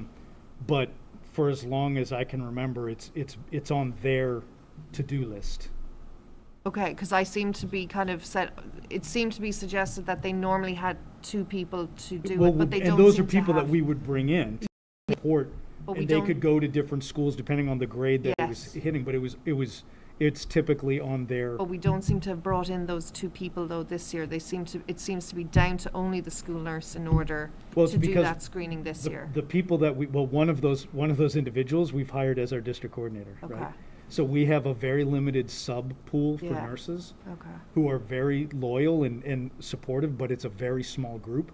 And they've been coming into schools to actually cover for nurses, and we were actually bringing them in as well to provide additional, even just with the volume of things that they're needing to do. I completely agree. And So if I can just kind of summarize a little bit what I think I've heard. So thank you for like walking us through. I think we now know a lot more about what has happened, and that's really helpful in all the nuances with CIC and the state. I think what I'm hearing is, and what I think I'm hearing also a little bit from what Catherine said and what Valerie said is it possible for our district coordinator we've hired to maybe take whatever time this week is necessary to not help with contact tracing, not even bother with trying to reach those LPNs or whatever it was from CIC, and see if we can get the training such that that person can legally, I mean, ultimately, we have the test, we have a person, they could swab people's nostrils, we want to make sure it's legal. Like, could there be a focus on, in the next couple of days, having that person make sure that they're legally trained to do that? Because I'm guessing that does not require a back and forth. I'm guessing, hopefully, that there's an online training module, and that's really logging in to a website, hopefully doing the online training module and printing your certificate. But that may be an extremely naive assumption of how that training might. I know that our head nurse and our district coordinator are working with another school system tomorrow for somebody else, not CIC Health, but somebody else who has already done this, to walk them through this because of the delay in working with CIC Health. Okay, That's awesome. that's great. Did you have something, Misha? Alicia, did you? I just wanted to say, when you were talking about the nursing pool and substitutes, that we need to be really clear with parents that when we're talking about substitutes for nurses, it is a complicated set of roles and responsibilities that our school nurses are responsible for every day. Everything from administering medications to emergency situations to monitoring diabetic students' health to EpiPens to, it is so much more complicated than just calling in a sub for almost anything else. It is not an easy thing to fill in for, and our nurses are wall to wall every day, students all the time. So They know their students so well. They do. They do. And we're fortunate that we have some incredible sub nurses who have also been able to spend so much time with the schools and with the nurses that they are also getting to know the students well, so that when they do come in, although it is not the same, to your point, they're able to, to truly be an effective support. Yeah. Valerie? I just had one more question. I just want to keep tabs on the workload of our actual school nurses too. I know that I watched a Board of Health meeting, I think last week, and they had hired some additional nurses to help with contact tracing on the town side. Do you know if that's been freeing up any of that burden? So the challenge that our nurses have specifically is that they're getting, I'll give you an example. So yesterday, when the nurse learned on a Sunday that that somebody tested positive in the school, they needed to do all of that contact tracing on Sunday to contact all of those families before they can come into school on a Monday. So that's what the Board of Health or a contact tracing collaborative doesn't have the same type of urgency, or not that they're not urgent, but that they don't have that immediacy to try to get the information to the families as quick as possible to keep them from coming into the building and then needing to be sent home. And so things like that will happen. They might find out in the middle of the day, right? In which case they can kind of sometimes start doing some of that work. If they don't have an emergency sitting in front of them, they might be able to start some of it, but it typically is something that they have to do outside of the day, and then they need to contact people and communicate before the next day. So I think that's the challenge. I think as well, did they say that the schools tend to find out the positive cases almost before the town in one sense, because I think the town get it through, is it Mavens? Maven. Yeah. Whereas obviously the schools are getting that, they're getting the phone calls direct. It and so the depends. nurses, I think that has also just been a moving target throughout this Yeah. whole scenario, because there are times when contact tracers learn before the individual who took the test. Yeah. They'll see it pop up in a system, and then the person hasn't even received the positive notification from their test yet. So, yes, there are times when somebody knows that it in the contact tracing, it's different, right? Because then once they have that, then they're able to kind of look at it, but then they need to be able to communicate with all of the different people that it would impact. Yeah. Okay. So busy. Sorry, one last quick question. Do you know if the software that we're having this trouble with, the uploading and stuff, is that the same program or database that's used for pool testing and symptomatic testing, so that once we get over this learning curve? I believe so. I think so. It's all the CIC Health database. I believe that it is the same. Okay.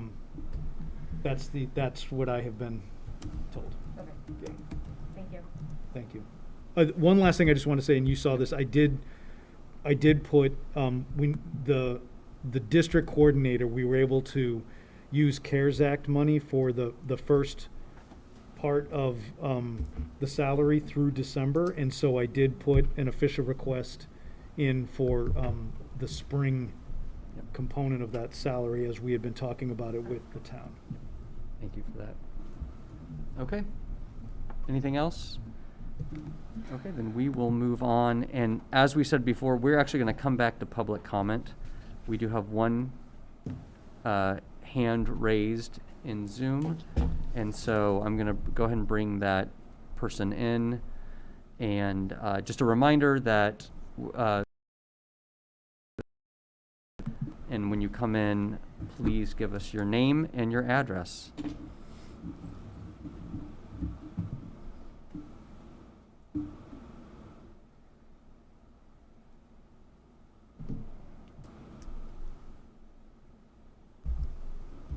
Hello? Hi. Hi. Sorry you cut out. I didn't hear what you said when you added me as a panelist. Oh. So I Yeah, missed sure. that. Can you just give us your name and your address, and just like we do for all of our public comment, it's we limit it to 2 minutes per person. Okay. My name is Jamie Holmes. I live at 20 Moore Road. I have several questions, so I'm gonna go down them, and then as fast as you can answer them, I guess we'll go from there. I will say that based on what I just listened to, I do have an email that was sent from a parent to Dr. Chu in September that really outlined the four-minute videos that somebody needs to be trained in administering the test. So that was information that was passed along to him. It was from a parent, so maybe it wasn't taken as seriously.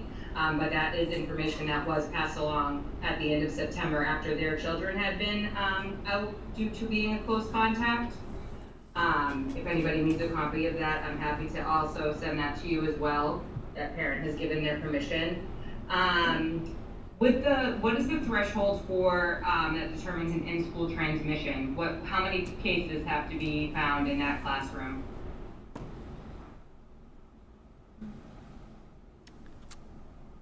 I mean, I can answer the question, but are we answering questions? Why don't you go ahead? We'll take that question, and if you have any others, and Okay, so I'm just going to go down my questions, and then you're going to answer them. well, it's public comment. We'll see. We'll look at the time, and we'll see. But yeah, Okay. if it makes How sense. many students or staff tested positive due to the Mcas in-school transmission?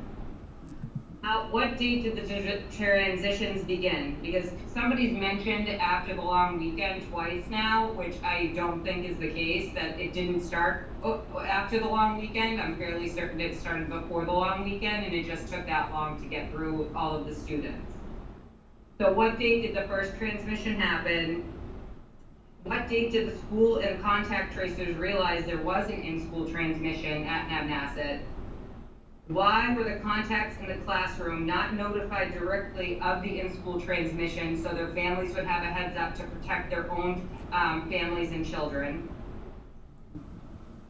The CIC form that everybody's talking about not having a lot of people fill out, personally, I have 5 kids in the schools. It's not something that I've seen often. So I did fill it out after seeing Valerie post it, but it was not something that was in my face. I just searched my emails right now. It's not something that pops up in any of the superintendent emails. I may be missing it, maybe it's not coming through, but just so you know that the only reason I did it was because of seeing it on Valerie's Facebook page. I think I sort of get the shape of the questions. I'm going to say, I don't think it's appropriate that we're going to go through all of those right now. I think there are questions about what we can share. I don't want to get. I already emailed about them and Okay. you haven't gotten back to me. Why is it now appropriate? Well, some things are individual, pertinent to individual classrooms, individual students, individual patients. But we weren't even informed as an individual classroom. Okay, so what I'm going to do is, I'm going to say we're taking those questions in. We have the emailed questions. Oh, so it's important now that I mentioned it at a meeting that I have those questions, not when I asked them last week via email. Well, some things, yeah. I mean, some things are going to get answered in email. Some things will come out through official communications. I think it depends on what the question is, what is appropriate to be shared when. I think it's important that we. What is not appropriate about what I just asked in question? I'm just saying I don't want to make that decision in real time right now in this meeting. This is a business meeting of the school committee. I think it's important that the school committee has a chance to talk to the superintendent. So it's not informed to the school committee that okay, I'm gonna school transmission in one of the okay, schools. Is that what you're saying to me? No, I'm saying that first of all you're interrupting, and I'm going to try to finish my thought. The school committee meeting is a chance for the school committee to work with the administration to talk about what's going on, to talk about what needs to be done. That's what we're here to do. You raise questions. I understand that. I think there are some of the questions that have been asked before and that we have as well. But I also think it's important that we do it in the proper way. And I'm not certain which of those questions, A, we have answers for, B, can appropriately be shared in this forum, because again, they may be speaking to particular students, particular classrooms, particular teachers, that we can't identify that data. And so I think it's clear that you have given us those questions. If you want to succinctly put them in a listed email again, and I apologize if you feel like questions that should be answered directly haven't. Like I said, I think some things get answered through notification letters. Some things get answered through updates from the superintendent. Some things get answered Do you think that through. the notification Ms. Holmes, letter that Ms. was Holmes, sent to please the let me. entire district was appropriate information given to the classroom that had in-school transmission? Okay, Ms., I'm going to mute you because I need to finish what I was going to say. If you have those questions that you want to put in a succinct email and you feel like they need to be answered personally, you may do that. I'm going to trust our administration, our health staff, that we are getting the proper information out to the proper folks. If you have specific instances of where you feel like that is not happening, please do communicate that. But we're not going to get into those specifics at this meeting. Any other comments or questions? Do you have any additional? Well, I do. I actually feel like the question about how is an in-school transmission determined is a universal question. I think many of the other questions are pertinent to classrooms or to school-specific scenarios. The in-school transmission is determined when someone who was a close contact, who is identified as a close contact through a school exposure, then test. Okay, so that's how an in-school transmission is determined. And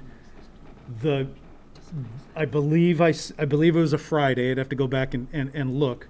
But the morning that I sent out the letter to the district, letting the district know that one of our schools had an in-school transmission, in the same spirit that we had sent all of the school-specific letters out that didn't identify classrooms to the people who were not identified as close contacts, I sent to the entire district. That morning, I had been told by our nurses, and I had been in communication with the Board of Health Director, the Health Department Director, the interim health Thank director. you. And they had informed me of the situation. They said, this is the first time we have in-school transmission. This is the scenario. And I said I would send that out to the district at that moment in time. So that was the same way that we had been communicating from school-specific pieces. People had been identified. People were being told that they were close contacts. People were told that they had been determined to be a close contact. That hasn't changed from the very beginning. Someone who was a close contact then tested positive, which then turned it into in-school transmission. So someone might have been told before we learned, a group of 5 students could possibly be told on a Wednesday that they're close contacts. And then on Thursday or Friday, one of those students tests positive, and that's when we would know that it was in-school transmission. That doesn't change the information that those 5 students would have had in the first place about being in close contact and about knowing that they could potentially test positive, which is why they've been identified as a close contact. So I hope that makes sense, the way that I explained that to all of you. Yep, that makes sense. Thanks for clarifying that. And I know that doesn't address all the questions. I will reiterate, keep communicating those questions. I know the superintendent does the best to get clear information out, both on an individual basis when it's appropriate, but also on a district-wide basis. We as a committee try to do the same. And like I said, these meetings are a chance for us all to get together and share some of that information. I will actually say one more thing too, just about the email that a parent sent me with videos. That's true. Someone did send me an email with videos. That was in September when other people were still working together to make this happen. So that's not true that somebody sent that to me. And yes, it was a parent who kindly sent me information. I had what I thought was professionals working on our program at the moment in time. So I wasn't concerned about it. So that is true. Do we think those might be? I will admit until it was mentioned, I forgot about it. Yeah, so we'll I will pull look them them up up, again. and Yep. if that'll help our district coordinator, I'll send it to her tomorrow. Yep, okay. All right, any other comments, questions? Is there any, thought maybe that given for these COVID updates at some points in time, we should have some of our medical professionals, join us in the meeting for this? Because I think it's a lot of onus to put on your shoulders, Dr. Chu, when that's clearly not your expertise. But when we have pediatricians who work with the district, when we have our own school nurses, it might be helpful, not even every meeting, but if we I will say, again invite them in to help on these issues, because we still have a lot, to navigate for the district, and we clearly have parents who have questions, and sometimes we just don't understand the information, whereas our medical experts do. So, and I appreciate that. I really do. I will say I have a legitimate concern about, at this moment in time, about putting some of our employees or even some of the medical professionals that we consult with in a public meeting based on the way that I've seen people interact with the Board of Health, or if they don't like something that we're saying at this moment in time. And so that gives me pause as to whether I would want to put somebody out there to have to be, I feel like those shoulders, like that's my job. You know what I mean? So that's the reason why I have no problem dealing with the communication. But if you would like me to bring more people or get specific information, I would be happy to do that. But that's why I have not invited our nurses or the doctors who we consult with to the meetings. It's worth thinking about. My intuition is I would agree with that sentiment. I mean, I think it's a question of time and place and forum. And this is a business meeting of the school committee, and you are giving updates to the school committee about what you are learning from the medical professionals. I feel like that is appropriate. I feel like a number of the questions, and you can hear the frustration, and you can absolutely sympathize with the frustration of our public commenter and other parents. We understand that that is out there, but it is not in any way appropriate for us to address some of those questions or to put a medical professional in the hot seat of potentially trying to be asked questions which aren't appropriate to be addressed in a public forum. There's way too much confidential information in question here. Sometimes, although parents may have legitimate frustration and concerns, sometimes a public school committee meeting is not the best forum to answer those questions. Sometimes the best forum for addressing those questions is one-on-one with a school nurse, or one-on-one with a principal, or another resource within the district that can handle that matter and address that family's specific situation and their specific concerns. But it is often just not the right forum to air that private information in a public meeting. Although I think it is fair that we acknowledge that there is frustration, and we understand that, and I think, the superintendent has addressed that general frustration. Can I just clarify, Gloria? I wasn't suggesting that we would be having confidential or putting any medical expert in the hot seat.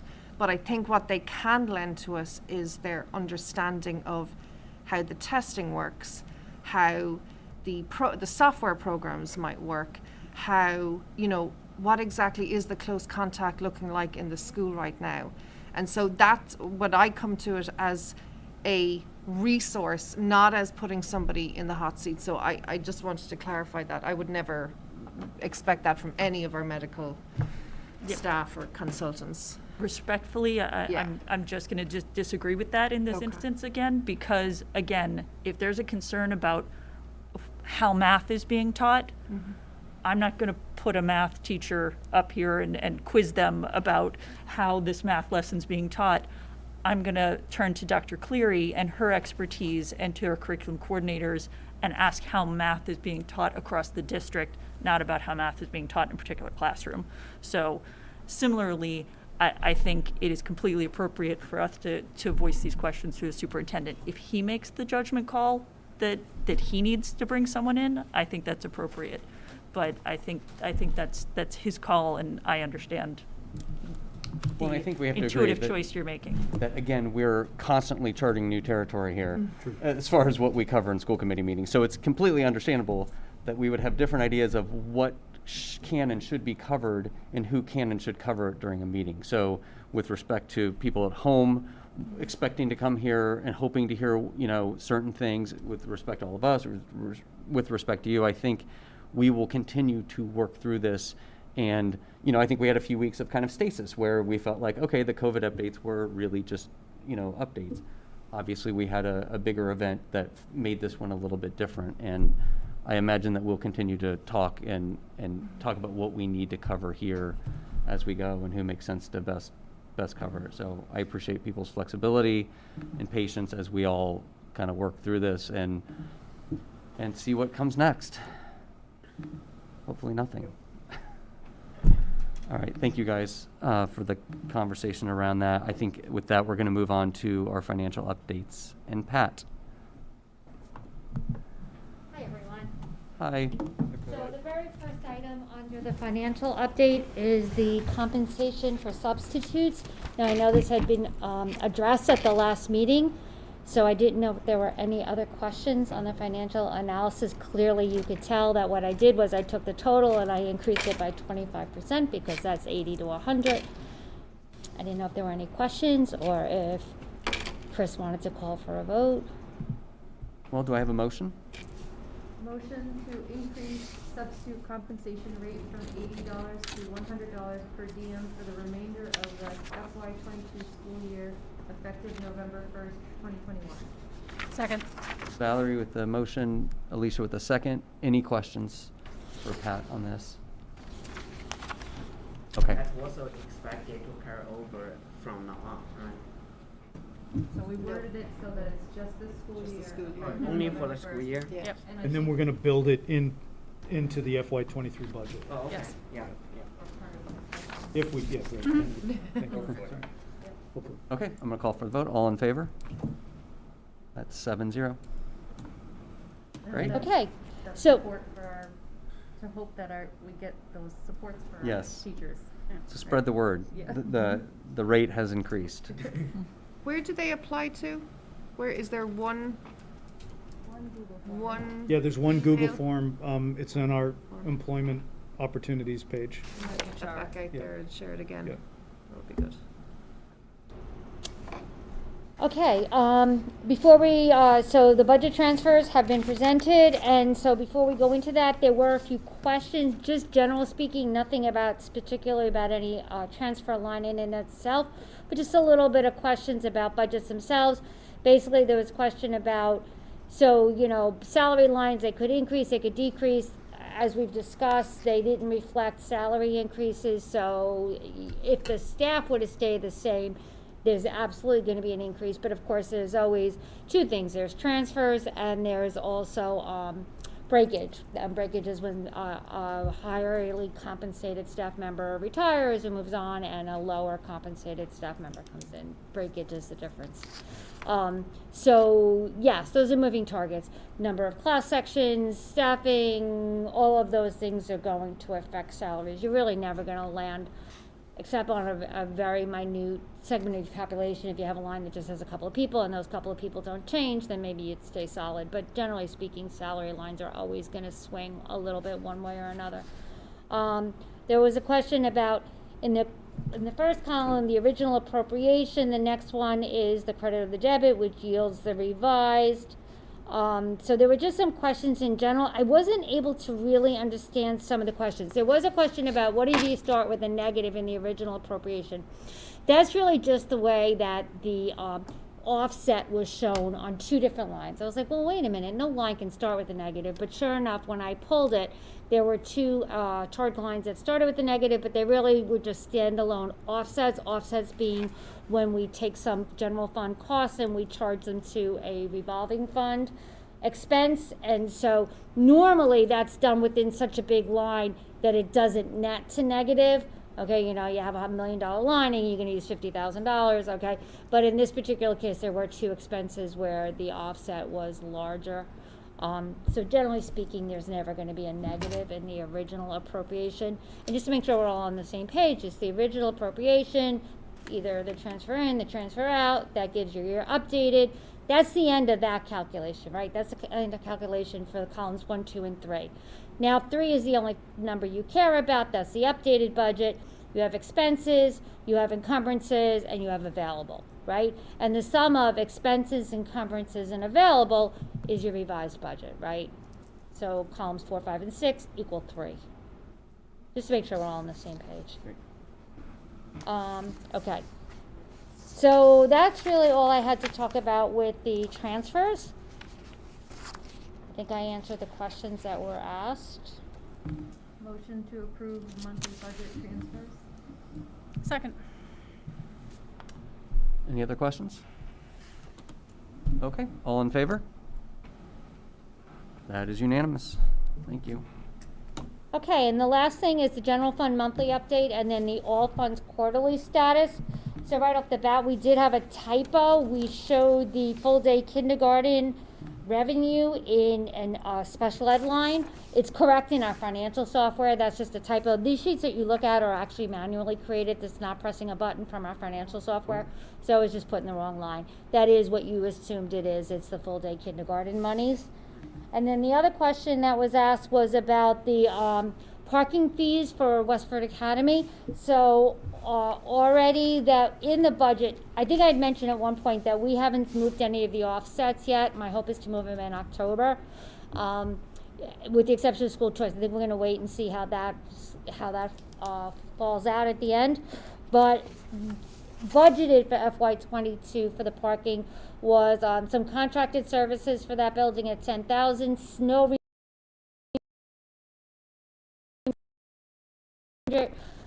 we need in the parking lot for safety reasons, and then some gear that we've bought. So we're using some money from it. I'm gonna guess at this point no more than 10, 20, 30, 35,000 probably would be my estimate, and that's probably a little. Last I knew, I think the principal of WA, and Dr. Chu, please correct me if I'm wrong, I think he was looking to hire 2 people but had only hired 1 to date for the parking lot. That is correct. Right, so that'll skew how much the final figure on how much we use from that revolving fund. Are there any other questions? I just had I had Yeah, a go quick ahead. question. When I looked through the monthly update of the general fund, I noticed that some of the, I was just surprised to see some of the line items under teacher substitutes. Oh, yes, thank you for bringing that up. Thanks. That was a question, I forgot to address it. So although these reports go until September 30th, that means the payroll of September 30th, which reflects timesheets of September 19th. Oh, Okay, so our staff came back August 30th. Those are just substitutes up to September 19th, so that's what that I thought is. it was like a timing thing. Thank you. Right, you'll just see that increase through the year. Okay. Yes. I'm just making sure that I got all the other questions. I think that might be it. Great. And I just wanted to follow up on this is less a question for you, Pat, but more of a discussion point for not this moment in time, but for future, maybe when we think about creating the budget. But the reason I asked that about the WA parking, that the fee increased the pre-COVID year. And so that revolving fund line item does seem to be bigger than our normally averaged expenses that were charged to it. And I know there's like a long list of that MGL that we can charge to those things. So I just wanted to make sure that we're discussing if there's a plan for, we're taking in more money, Right. what are we using it for? Right. So just to justify the increased cost to the students. And I know we learned last year a couple of, or one or two new items, I think, that we could charge that we hadn't talked about in the past. And I don't remember off the top of my head what they were. That's why I know there's And a list somewhere. that helped, I think, feel like, okay, we have a use that can go towards, but I don't remember if anybody else remembers what those were. But I think it will come up again as we look at the budget, and we can revisit that. Okay, thank you, everyone. Thank you, Pat. Thank you. We should really move her earlier in the I agenda. had the same thought. Yeah. We should. Actually, we should, yeah. Okay, we are going to get an update now on the Stony Brook and Miller School principal situation. Yeah. So, so our goal, as you've all heard me talk about this entry plan, right? So I'm still collecting data for the entry plan findings, along with the panorama data, along with just even being able to be in the building. So much is presenting us with a lot of information. Knowing that it's also taken, I think the entry plan has been a little bit more substantial than I even initially thought back before July 1st. What I'd like to do is as I continue to collect this information, I would like to ask Dr. Cleary to spearhead after we collect this information and we look at all of this, to spearhead, I think, collecting feedback from specific stakeholders at Stony Brook and Miller as to, I think, the teams that are in place there now. And then in February would be a good time for us to determine if we're opening a search, if based on each individual building, what our thoughts are at that moment in time, because the February-March timeline is a very typical time. If we were to post positions, we would still, it's in the typical calendar, if you will, and it wouldn't be late if we were to do that. So that would be my recommendation, based on, like I said, we're still collecting all this other information that will help feed that as well. But I think it would be better, and I've already talked to Carrie about it, if she was to specifically spearhead collecting input and feedback from stakeholders at Stony Brook and Miller as to, their feelings as to the teams in place, our abilities. I'm collecting information that's helping with coaching and different things like that. So it seemed like to separate them in that way would make the most sense, and then to be able to make decisions in the February-March timeframe. One question, yeah, thank you. That's really good to hear. One thing I'm wondering is if you back off or back out from the date that, like, if you pick the optimal date to start a search, like to post a position, and then just make sure that there's enough time that if we have a search committee for those positions, that we have time to, to solicit members of that Yep. search committee. So however many weeks we think that would take, So if you want to, to post it February 1st, that, we're really starting, late December or whatever it may be, if that makes sense. Yep. I'm sure you were factoring that in. Yep. Just wanted to say it. Yeah, I was about to say the same thing. I think the timeline probably needs to be moved up a bit in order to do, a thorough search. You guys did such an awesome job on your search last year, and you had it all planned out and stuff, that I think it's just really important that we pull it up. But I mean, just to, I suppose, note that I would be, of the opinion that we should be doing a search, including our internal candidates, if we have any, because I think it's really important to have a very open and transparent process, and it's not necessarily just the stakeholders in the buildings. We have families who will transition into Stony Brook next year and stuff. So I think it's important that we, look at this in a really open and transparent process. I will say for that timeline, I believe that it's pretty typical for building administrations to be posted in April. Like a lot of that, that's really? why I was saying the Okay. February, March. I didn't know February was Because like It's different than the Yeah, superintendent. because it's a typical thing, so that's. Okay. That's all I'm saying, back it out, and, yeah. Oh, good to know. And I would note that, we have a policy on hiring, and it doesn't dictate a search for building principals, but it does, I think it's like should language, right? For Sure. critical positions like building principals, a search should be taken, but it doesn't dictate directly, just for that. So if a parent were to ask when they were going to be surveyed for their opinions, you don't have to give me an exact date. Generally, when do you think you'll be reaching out to parents to start gathering that information?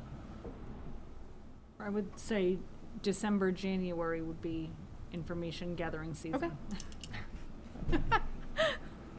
Thank you. And I do think it'll be a season, right? Because that is the kind of the point, Yeah. is that it's not just going to be a quick, okay, Right, this right. window, it's open for this week, and then we're locking that down. That's Oh, not yeah. what, that's not what we're looking to do. Awesome. Any other? I'll just add the philosophical support for the idea of doing searches. Have absolute confidence in the teams that are in place, but also just philosophically, I think it's been the approach of this committee to support open searches, and if internal candidates rise to the top, that is so much the better for the community to see that occur. In an open and transparent way. So I think open searches have a lot of benefits, and whether it ultimately is an internal or external candidate, it just promotes doing the broadest search and casting the widest net and making the best choice. So just a philosophical support for that approach. Thank you. Okay, with that, I turn to Valerie to see if she has a motion. Motion to adjourn to executive session to discuss strategy with respect to collective bargaining, as an open meeting may have a detrimental effect on the bargaining position. The committee will not return to public session. Second. So Catherine with the second. Then we have to do a roll call vote on this. Catherine? Aye. Ethan? Aye.